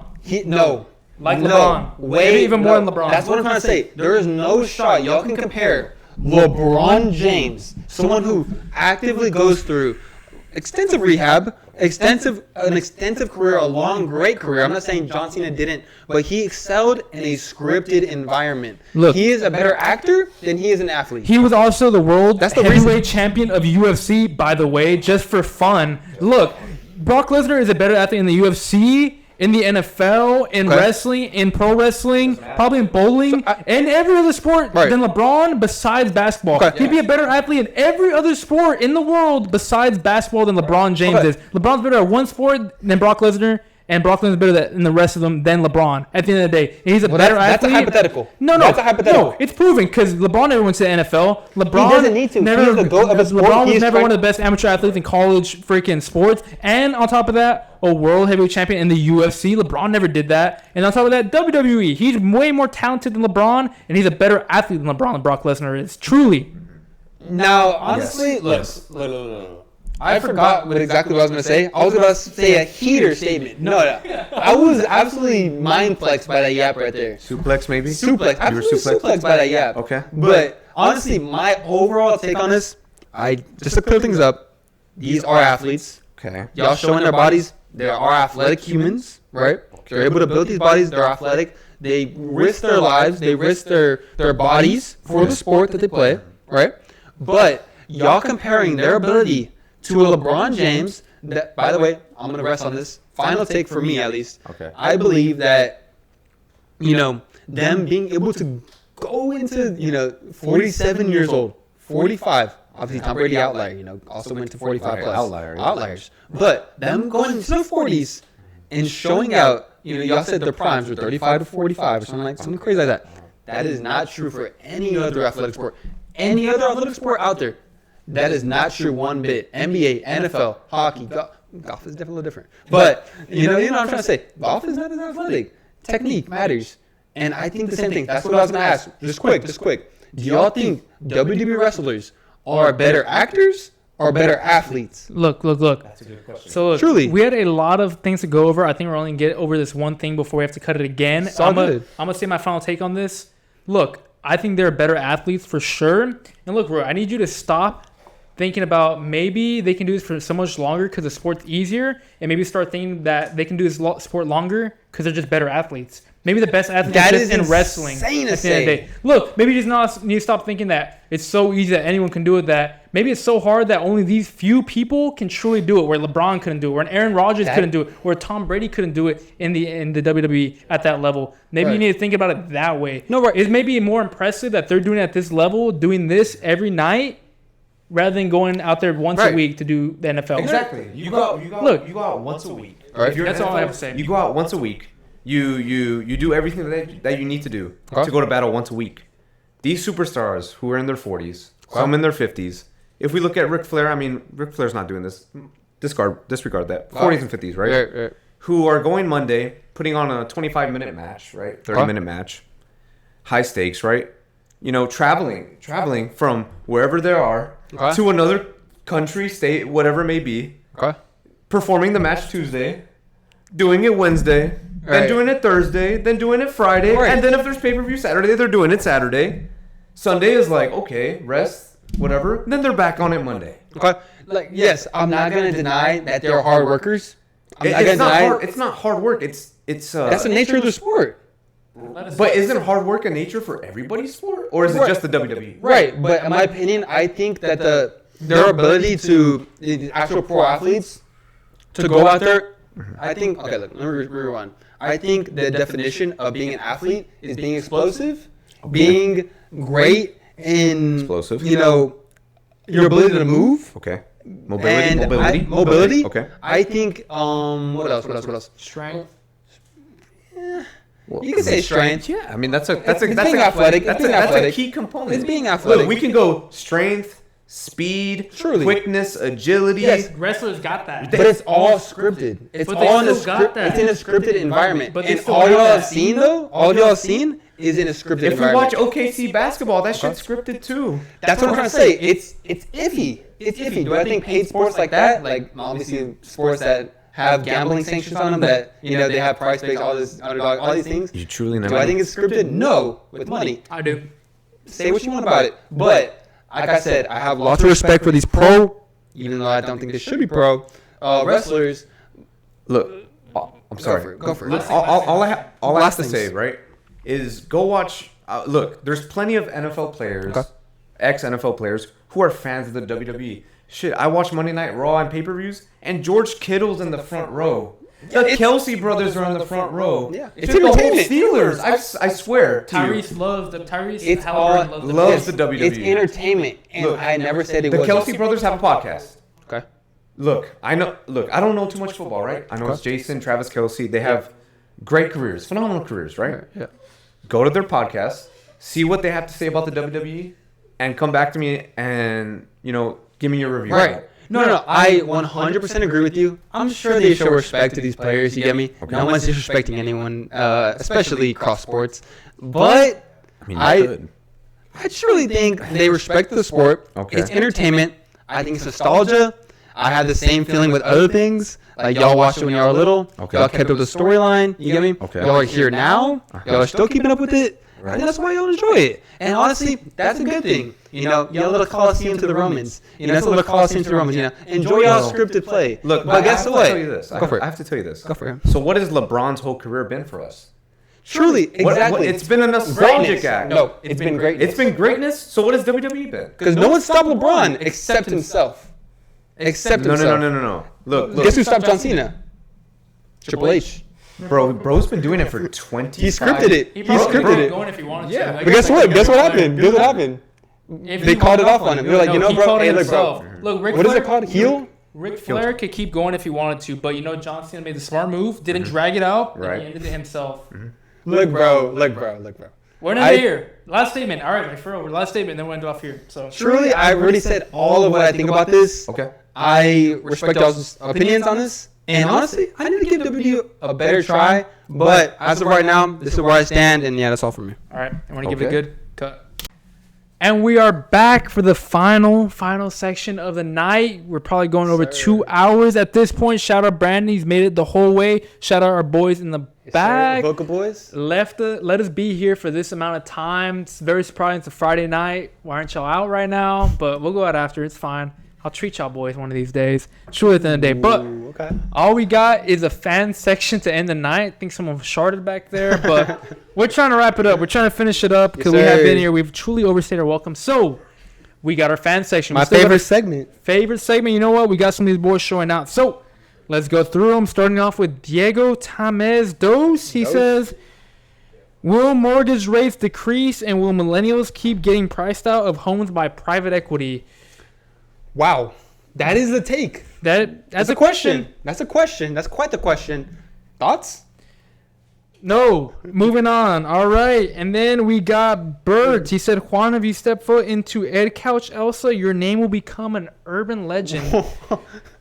Good. You're going to get slimed, bro? I might get slimed if I go to Ed Couch Elsa. I heard they do got good burgers. At the end of the day, I do hear they have good burgers at Ed Couch Elsa. Okay. So to find out that I can't go to that town and experience those good burgers at the end of the day, I'm truly sad I cannot go to Ed Couch Elsa and enjoy those burgers. Tough. So please don't slime me. Whoever's in there, whoever I have to check in with, let me know. Let me know. I want to go to Ed Couch Elsa one of these days. What do you think? Honestly, it sucks, bro. It sucks. BG Nation isn't allowed to go to Ed Couch Elsa. It hurts me. It hurts me. I want to enjoy these burgers. I want to get a bite of these burgers. They could be juicy. They could be scrumptious. I don't know. Who knows? I'm curious. I don't get slimed, though. He said, you're fine. You can go. You can go on a trip. Okay. But I'm not allowed. I will get slimed. So That's unfortunate for you then. unfortunate for me. All right. Moving on. We got Gumbo Producer G. He said, let's go to Lady Bird Lake and catch some hogs. We were actually talking about this beforehand. You wanted me to come out, maybe for a little weekend, maybe to Austin, Texas. Yes, shout out Austin, Texas, capital of Texas. Yes, sir. But there is something, there's a prize gem that I personally find myself.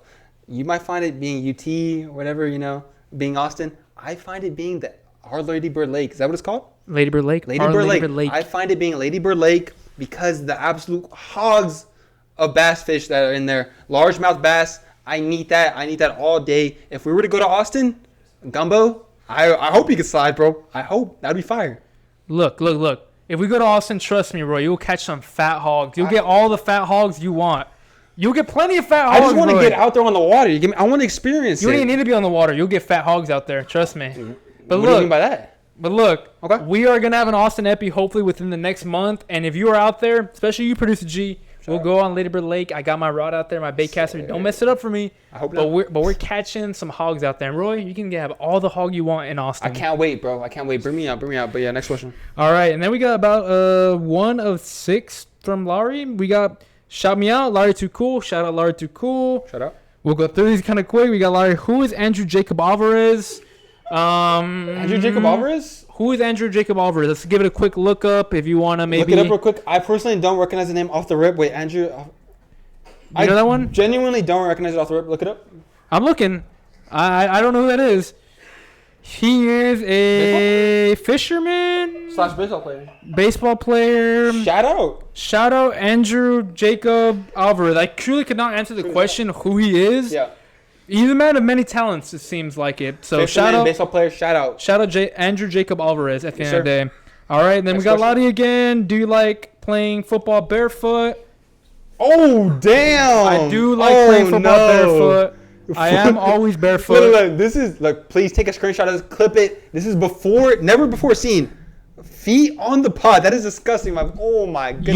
You know that's what I rock with every time though. But look, if you don't edit this out, I'll be happy. Feet on the pod. But look, fella's saying, do we think people who have no socks on are cute? Who else don't have socks on? Look, Marisco Marcos, I know you don't have no socks on right now. I don't have any socks on. Personally, I think we're a little cute right now. So I totally agree with y'all. Yep. I guess guys who don't have socks on are cute, right? He's a little shy. Shout out y'all, bro. Shout out y'all with no socks, bro. It's definitely After that, we have Bert again. Good Lord, bunch of love from UIW. He says, would you have turned down an invitation from Epstein, Brandon Nguyen? Obviously, Brandon Nguyen did not say that was actually Bert. Okay, can you go ahead and repeat that one more time because I didn't hear it? He says, would you have turned down an invite from Epstein? Look, Brandon said this? Brandon Nguyen. Okay. From Bert. Brandon Look. Personally, I would have turned it down. Obviously, you would have. I would have turned it down. Truly, I would have. I'm a good guy. I'm a good guy at the end of the day. So you think bad things were happening on this island. Confirmed, no doubt about that. I mean, there's speculation. I know that the log's been revealed. Maybe we know what's going on. Maybe we don't. Right, and at the end of the okay, I'm not going to point names. I'm not going to say names, but some names that are on the possible list. Are you saying that they're bad people? Nothing's confirmed quite yet. You know, I Right. have to do my own research. But I'm saying you would have denied it I wouldn't have gone. You know what? I have no reason. because you're not a bad person. No, I have no reason to be on an island. You know what? I'm chilling here in Texas. I don't got to go You're to not a an whole island boy. You're not an island boy. I'm not an island boy at the end of the Okay, day. Truly. Would you have gone to Epstein Island? Look, personally, saying look, I'm not an island boy either. I wouldn't have gone because I'm not an island boy. But because for the reason you're saying, because he's a bad person, of course I wouldn't go because he's a bad person. I'm not a bad person myself. But like you said, there's some names on the list that you mess with. I'm not gonna say names, Look. but you mess with them. Are they bad people? Everyone's on the damn list. It's fine, bro. It's fine. At the end of the day, everyone's on the damn list. You live and you learn. Moving on. Wow. All right, Brandon, that whatever. was truly a crazy question. It's a sports pod, Brandon. Truly, this is Bert. sports entertainment, Brandon, but it's all good. But look. Larissa follows. Do we think Brandon would be a good quarterback for the Texans instead of CJ? Show me your throwing pattern, Brandon. Real quick throwing pattern. Look, I Cut can it out, attest. cut it out, I can alright. attest to this. I played football with Brandon before. He can run a damn offense. I can say right there. He could run the ball here and there, throw checkdowns. Really, kind of damn near Steelers type of offense back in the day or recent. You know, he's able to control his offense. I can give him that. He's a QB general. That's it. You're a field general, Brandon. He's a field general, and that is it. Okay, so if you're saying we put pieces around Brandon, maybe talk a little bit of Nico Collins, little Joe Mixon, little Woody Marks back there. Yep. That Brandon might be able to control the offense for the Texans. Yes, I can definitely get behind Brandon right there. He can control his offense. He can control a team. He's led teams to dubs before. And honestly, I could see it again if they build a roster around Brandon. Look. But over CJ Stroud, no shot. Come All right, on, no bro. offense to Come you, on, Brandon. bro. Over Now- CJ Stroud, now we're no doing too shot. much. No shot. It was Texans. That was the She thing. said yes, over CJ Stroud. CJ Stroud is a baller. Shout out CJ Stroud. I love Maybe his over Dak mentality. Prescott. Maybe over Dak Prescott, but not CJ Stroud. What about Jackson Dart? That's his favorite team. Not over Jackson Dart. He's a stud Okay. too. Maybe over Dak Prescott though. Good lord. Crazy hate, but all right. Lottie again Okay. with when's Brandon coming? He's right here. He is risen. He is here. He has blessed us with his presence today, and I'm so happy to see you, Look, Brandon. I'm not gonna lie. Brandon is a bright light. That is crazy, Brandon. You are a bright light for me and probably for Joanne. I'm my excited to co-host. have you here. Exactly, and honestly, I'm excited to have all y'all here. Real talk. Y'all definitely made this podcast great and enjoyable, and you know, that's about it. I'm happy. I'm happy to have everyone here, For sure, including bro. you, Brandon. And then we have Alexia. I think it's with an accent She was from here, Nigeria. yeah. Alexia. NBA players can transition to the NFL better than NFL players can transition to the NBA. So, wait, I don't- read that back she's one more saying time for NBA me. players can go to the NFL more than NFL players can go to the NBA. So basketball can go to football more than Basketball can go to football more than football can go to basketball. no shot. I think that is a crazy statement. I think football players are some of the most athletic humans on this planet. I think they can go to damn near any sport, as we've seen them go to baseball. Some go to, can we name a basketball one? I don't know. But off the top of my head, multi-sport athletes, baseball, football. I think it's the opposite. Look. Me too. You know, basketball players are made from when football players who quit after your first day of full contact. Just saying. Right.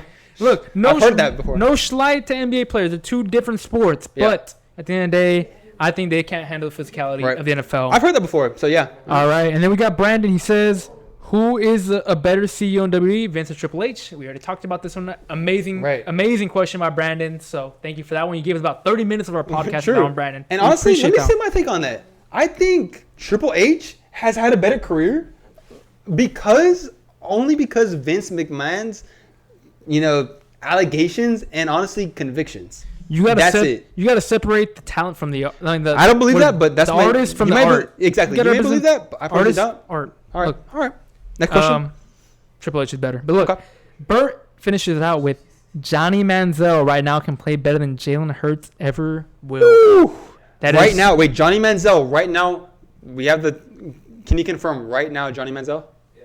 Wow. So frat wannabe Johnny Manziel right now can outball Jalen Hurts. As a Cowboys fan, Bert, you definitely are a little biased, but I definitely can say that Jalen Hurts is a baller. He isn't, personally, in my opinion, an all-star quarterback. I know we don't use that term for NFL too much, but all-star quarterback up there, superstar quarterback damn near. I think Johnny Manziel would absolutely fall in this league.